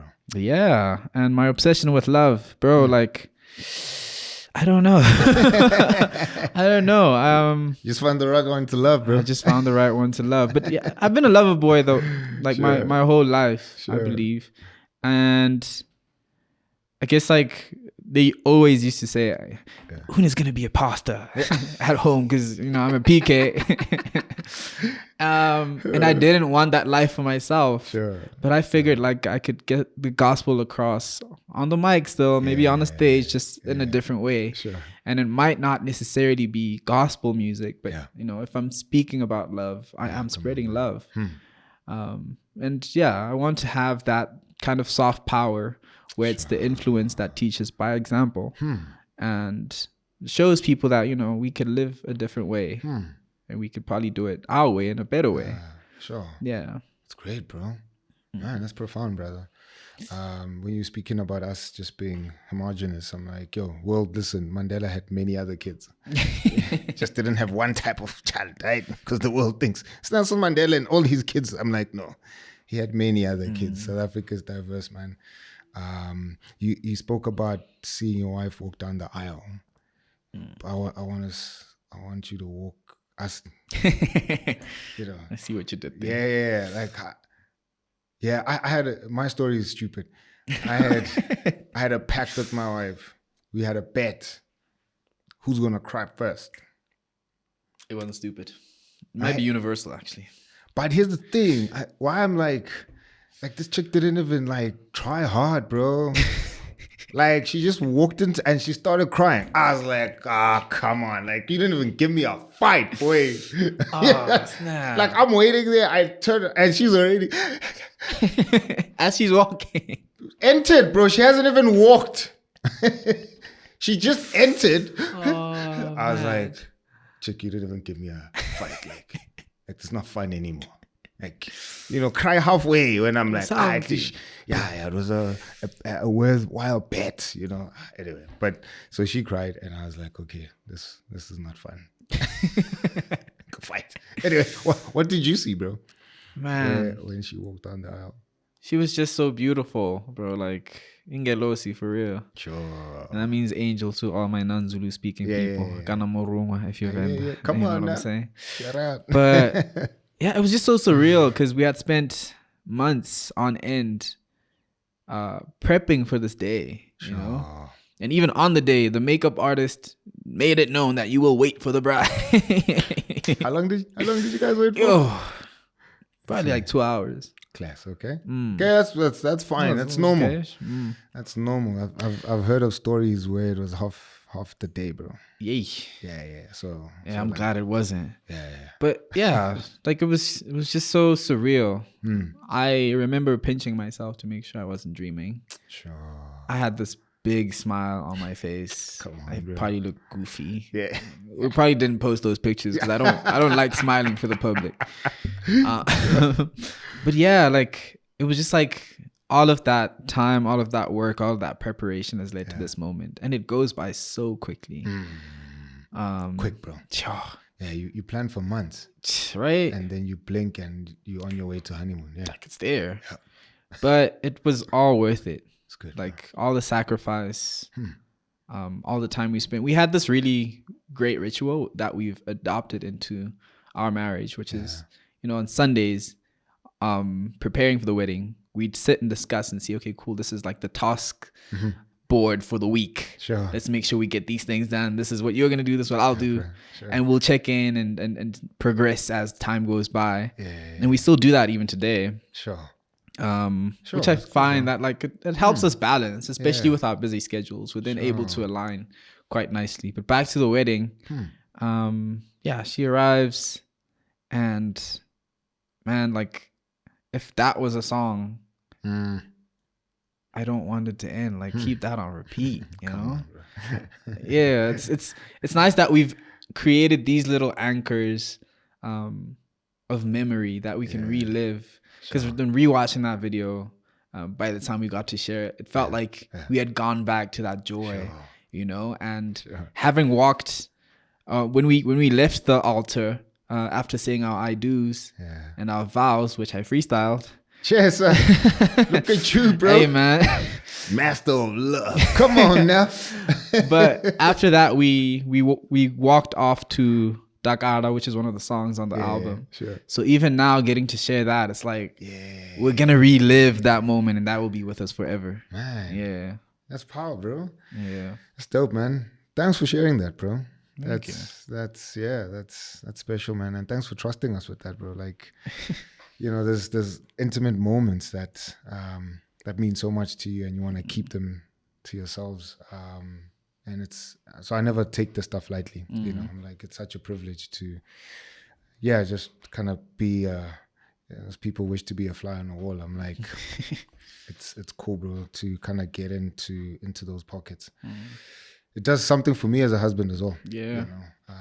And there's a level of encouragement for me to just be better, and just love my wife better. So I'm like, thanks for that, man.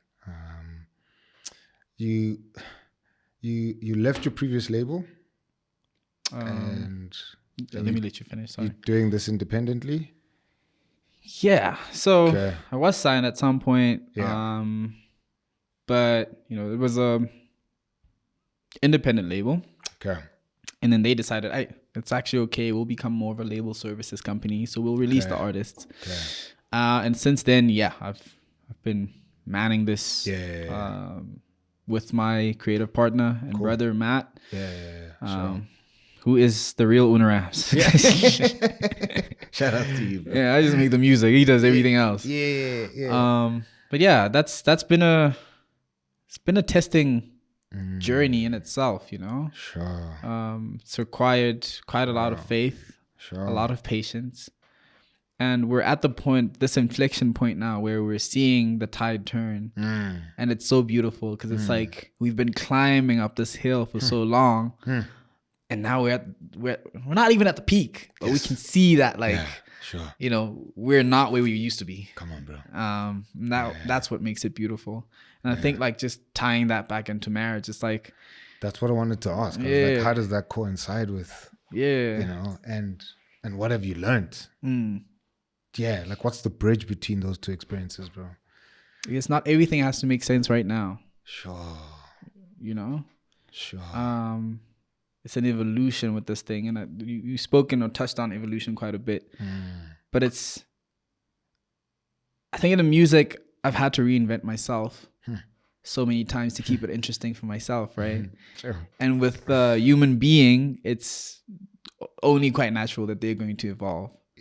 So it's in finding and choosing to fall in love with this change every time, and staying curious to say, yo, who are you today? Sure. And having those conversations, and it's setting these new missions and tasks. The wedding's done, but now like what's next? Like what do we do together now? You know? And once we find that like common goal and individual goals that we can support each other on, there's direction in terms of where to walk. So if my marriage was a musical career, we're not coming out no more, baby. We made it out the hood. Come on, Dad.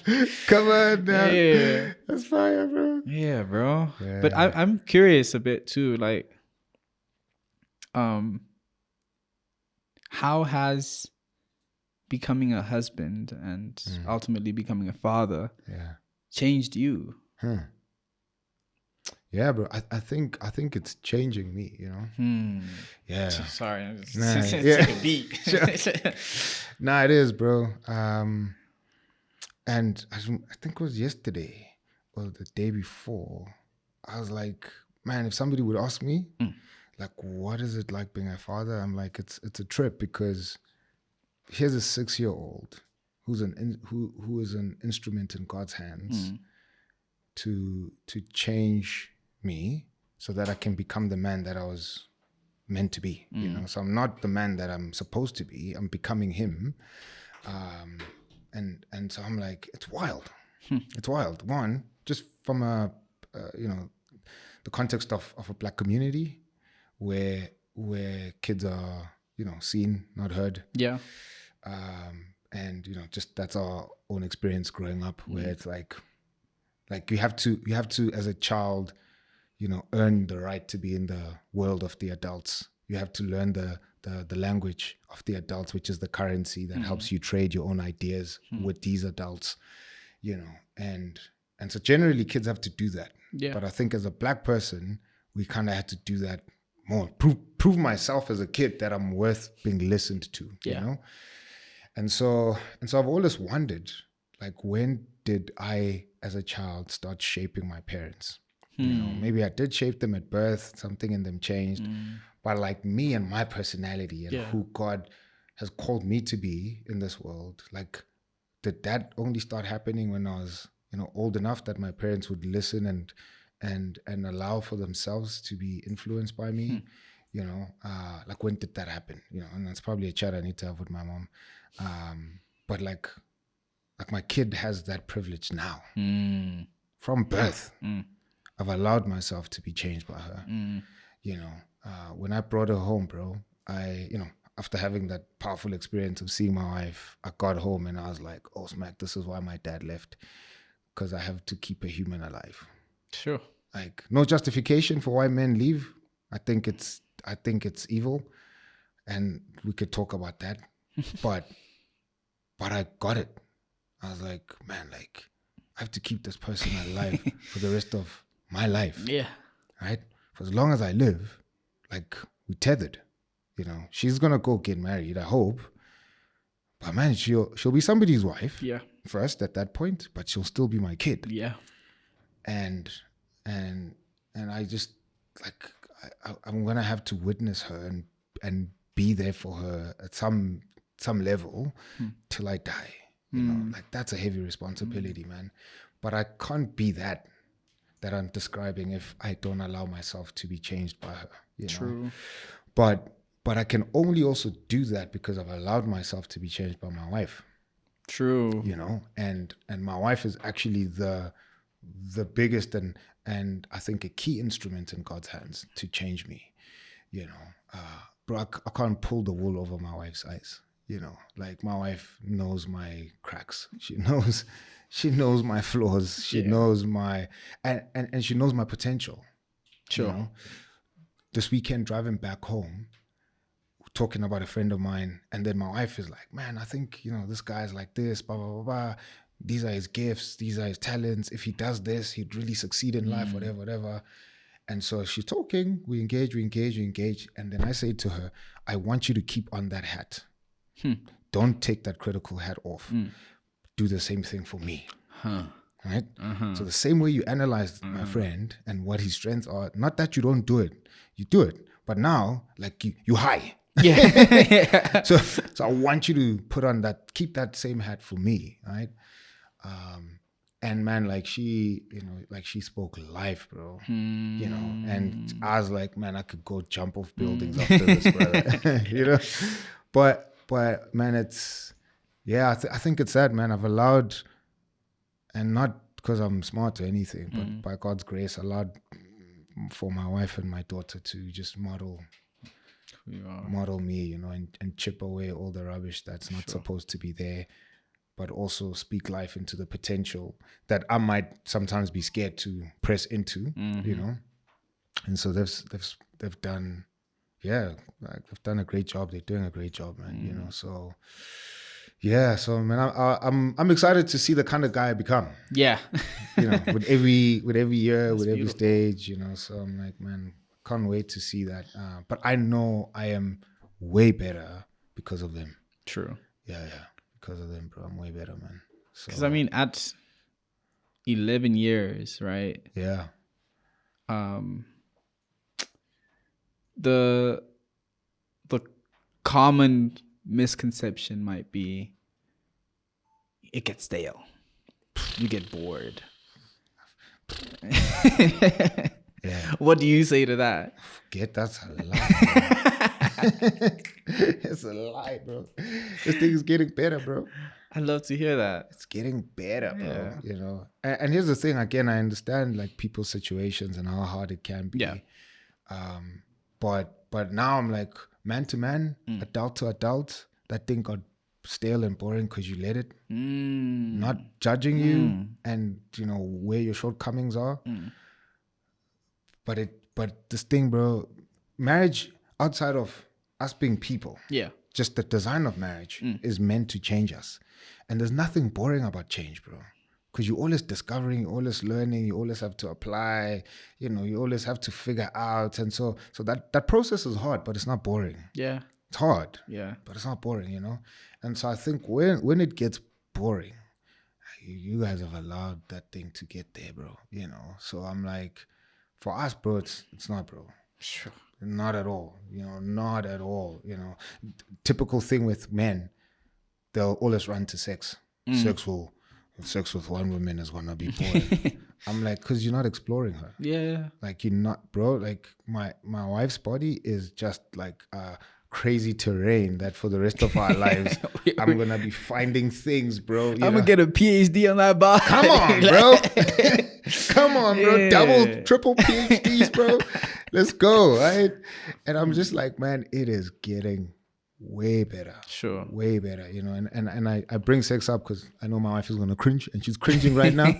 But I think it's a perfect example, especially for us as men, because we like visual creatures, Yeah.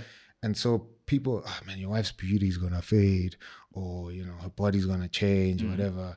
And I'm like, yeah, to the word that you've been constantly using now, because I'm curious, I lean in, and I'm like, yeah, man, you weren't a mother before. You're a mother now. Your body has changed. Sure.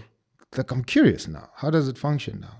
Are we going to be able to do the things we used to do? Okay, if we're not, let's figure out stuff to do, right? That's different. And that exploration, bro, that's what's fun, and again, for me, I'm like always talking to my wife. So when I discover something, I'm like, hey, like, I didn't know that about your body. And she's like, I didn't know that as well. I'm like, cool. Now we have another thing to talk about. And it's more exciting, bro, So I'm like, our intimacy, like the frequency has decreased because we're just getting old.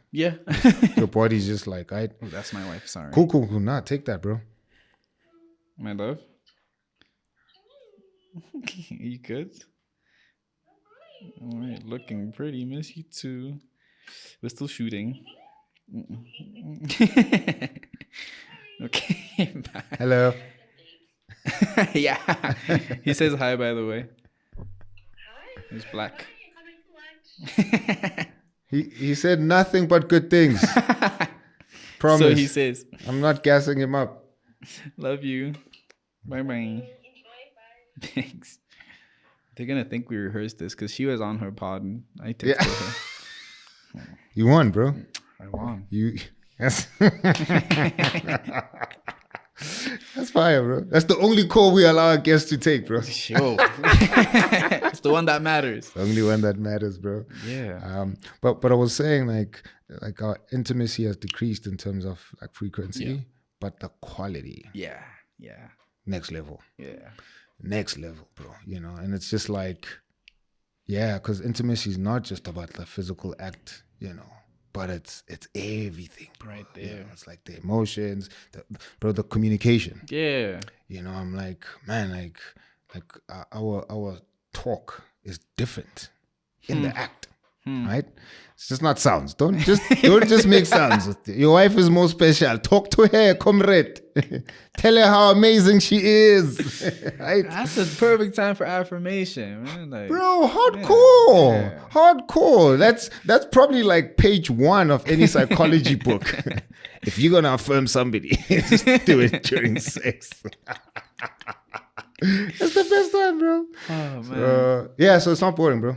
It's not boring, man. And I pray that for you guys, Thank you. you know, that 11 years in, 12, 15 years later, you'll be like, man, like, we feel like this is first year, bro. Yeah, we feel like That's beautiful. this is like, oh, cool. Like, we just started. You know, it feels like, wow, we've had a very long engagement. And now we're just starting our marriage, right? Just because, man, it's fresh, bro. It's fresh, bro, all the time, man. So, yeah. So I pray that for you, man. And clearly, like, you guys check in on each other. Yeah. So that's dope, bro.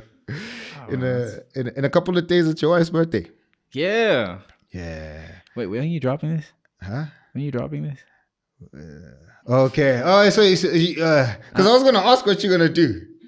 Exactly why I'm saying, like, yeah. If it's dropping this week, then I can't spill the beans. Dang it. She right there. But I have a little something prepared. Okay. But I can't say this really special can't, thing bro. because You I'll can't, ruin the bro. surprise. Yeah, But no, yeah. And I was looking forward to hear, bro. I'll tell you off camera. Okay, that's fair. Yeah. That's fair. But what do birthdays mean for you guys? I was one to not really care much about birthdays. Wow. That being my own, but I Yeah. would love a person how they want to be loved. Wow, yeah. And I'm saying wow because that's me. But anyway, right? continue. Is it a man thing? But no, she's really big on birthdays, and I love that. She loves it. She loves to celebrate. Sure. It's something that she's rekindled in myself because I was one to. I remember being in like grade. Was it 9 or 10? Yeah. And I really so badly wanted to be on top 3, Yeah. like academically. Sure. Studied really hard. It was third term. Yeah. They announced my name. Yeah. I made it, bro. I was number 3. Dope. Now I'm walking up to the stage and I feel this like excitement for 2 seconds. Yeah. And I'm immediately like, how am I going to outdo this? Shit. And that's how I've been living my life ever since. Like, not really sitting in and enjoying the success What grade are you or in? celebrating. Like 10, 9. Jeez, bro. I know. And you've been living like that, bro? Yeah. And then like she comes along, she's like, bruh, like you just did this. This is amazing. Let's celebrate it. You know, it's just like, whoa, this feels nice. Jeez, bro. Come on, man. So yeah, like I really want to do the same for her. Wow. Above and beyond. I told her this time I don't want you to stress or plan anything. I'm taking care of that. She wanted to just do. I asked her earlier in the year, what do you want to do for your birthday? And she was just like, you know, we have a little one now. Let's just spend time with our family. But I know how much she values having some friends over to celebrate her milestones with her. Sure. And she turns 30 this year. Yeah. She's a big one. So It's massive. Bro. I was like, yeah, we can get the best of both worlds. Let's do something that allows us to have our nuclear family time. Yeah. And then plan it in a way that we can also have your friends over. Sure. And yeah, it's coming along quite nicely. That's dope, bro. Yeah. No, and shout outs to you, and I hope you guys enjoy it. Thank you. Yeah, happy birthday to you whenever this comes out. and I hope that the surprise was worth it. It's interesting, bro, that you say you were, oh man. Yeah, that's pressure, bro. That's pressure. How does it feel when she gave you permission to not live like that? Sure. Freeing. Sheesh, bro. Freeing. I feel like there was always a constant need to be. Yeah. And if I met it, it was redefined into the next, right? The goalpost kept moving.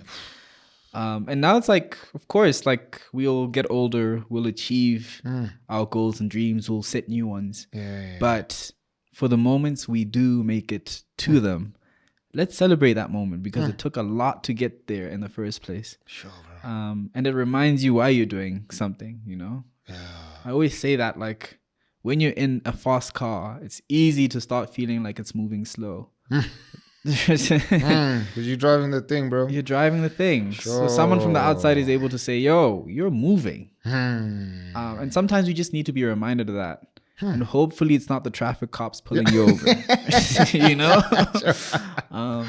But yeah. That's cool, bro. Yeah, I dig how like couples who are in love do that for each other, you know? Because on the podcast your wife was on, she mentioned that she didn't, you know, her family was shocked that she wanted to get married. Yeah. Or, you know, so you living with pressure, moving to the next thing, and she's like, yo, slow down. Again. And so she recalibrates something in your mind and in your posture and how you move. You clearly do the same for her when it comes to marriage. And so I was curious about that because that was my wife. My wife was like, nah, I'm not marriage material. And so when we got together, she was like, cool, this thing's going to end in 5 days. Sure. Didn't. So I was like, okay, let me give it like 5 months. It didn't end. And I don't know what it is with number 5. So I don't know. But for the first 5 years of our marriage, Yeah. she lived waiting for year 5 Sure. for me to divorce her. Whoa. Right? I didn't do anything. Yeah. You know, she didn't consciously live in a way that would cause me to leave her. But at the back of her head, she was just like, yeah, this is too good to be true, bro. This thing's going to end, you know. There'd be moments where she'd poke the bear, Yeah. you know, so that I could give her reasons. Self-sabotage. Yeah. For leaving her. And so year 5 came, and it's 6 years ago now. Jeez. And she's like, okay, it's only after year 5, bro, she actually settled.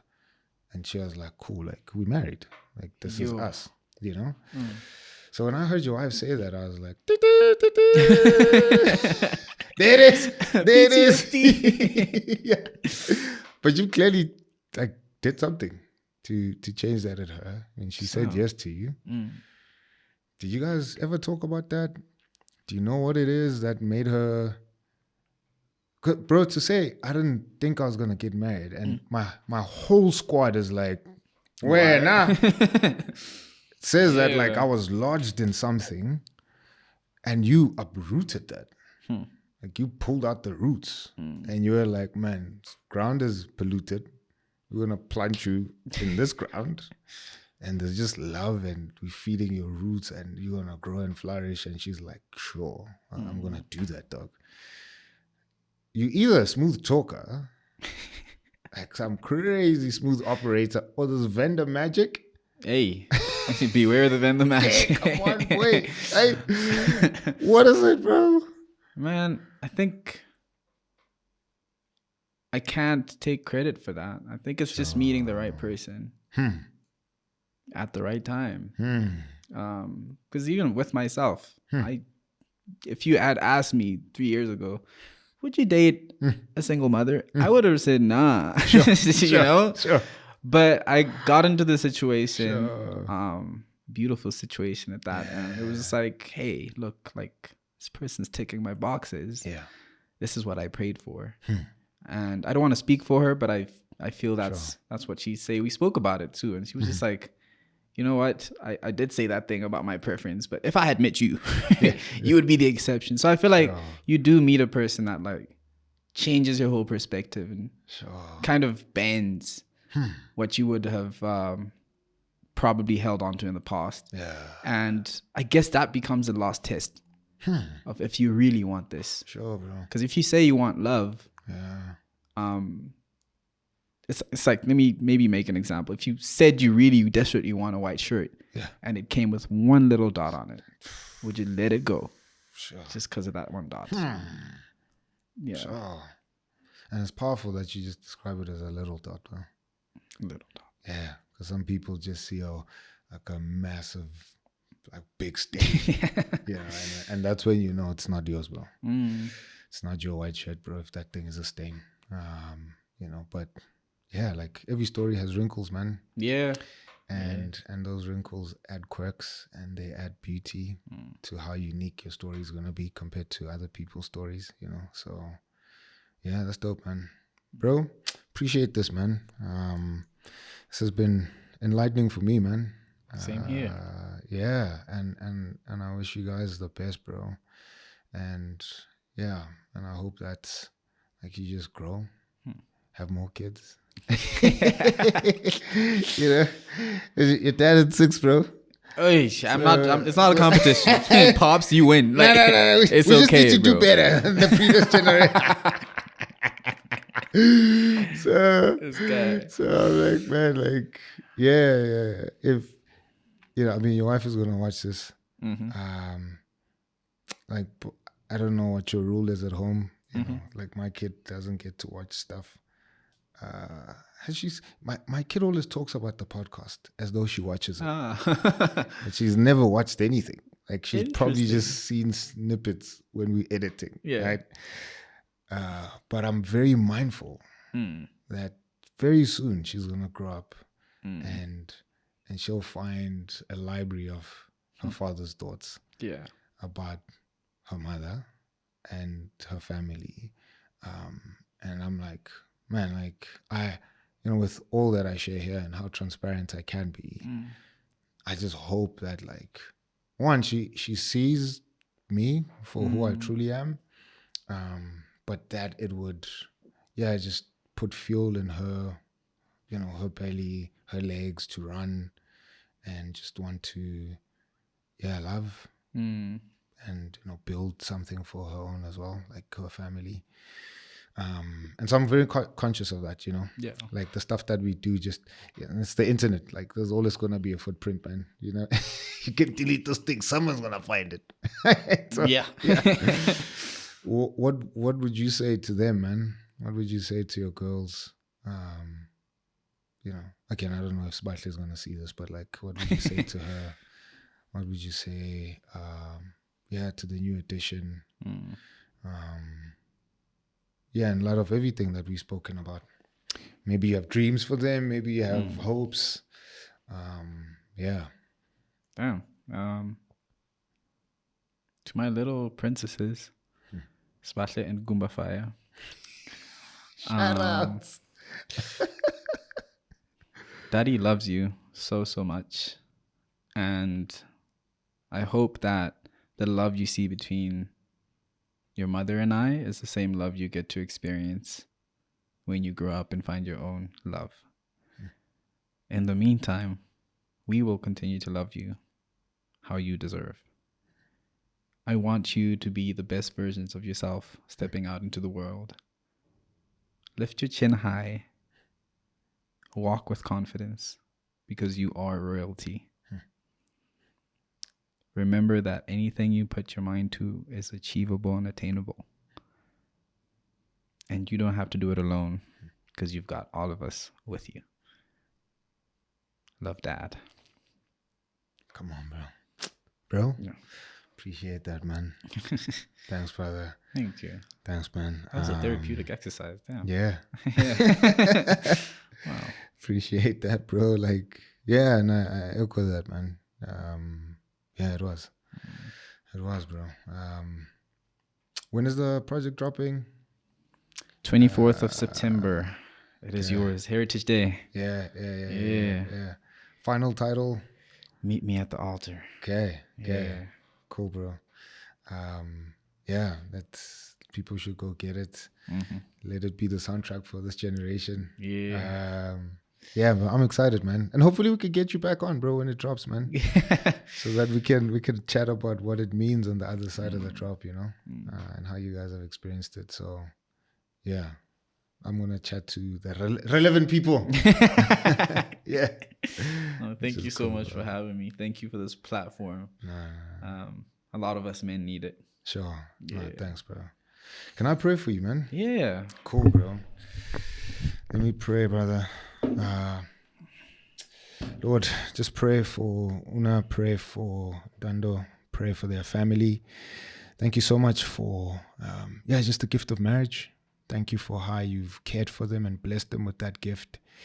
Thank you, Lord, for their star and how it shines. In a country like ours where families are shattered and they're broken and, many families just don't have hope, Lord. And so we thank you that you keep raising families to be just, rays of light in the communities that they find themselves in, but to the larger country. And so, Lord, we do pray that you would put a hedge around them, protect them from Satan, protect them from his schemes, protect them from the world.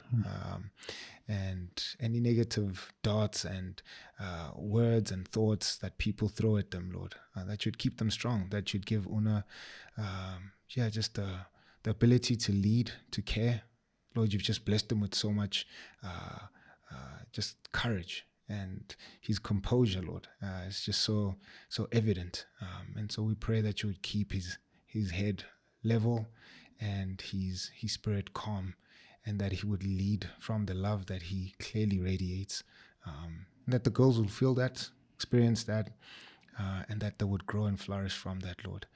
So we ask Thanksgiving now for what you've done. Bless this album, Lord. Pray that it will truly be a blessing to us as a generation, to us as a country. We pray that it would really be the soundtrack of many people's love stories, and that it would impact and change and transform dead spaces, dead relationships would come to life, and that those who hear it, Lord, something in them would move for them to do what is right. Thank you for today, and thank you for this conversation. In your wonderful and precious and holy name we pray, Lord Jesus. Amen. Amen. Amen. Amen. That's such a beautiful prayer, bro. Thank you, man. Thank you. Appreciate you, bro. Appreciate you, man. This I think there was something in the coffee, bro. Your wife did say. So thanks, brother. Man, guys, thank you for watching. Thank you for spending time with us. Please do leave your thoughts. And we'd love to get to hear your story. What's your love story? Where you guys at? And if you have questions for us, please do drop them in the comment section. Maybe you want us to unpack stuff. We've booked Una for part 2. So if you want us to chat about other things, let us know. It will be dope. But for me and the team here, we'll see you next week, Wednesday. All right. Peace.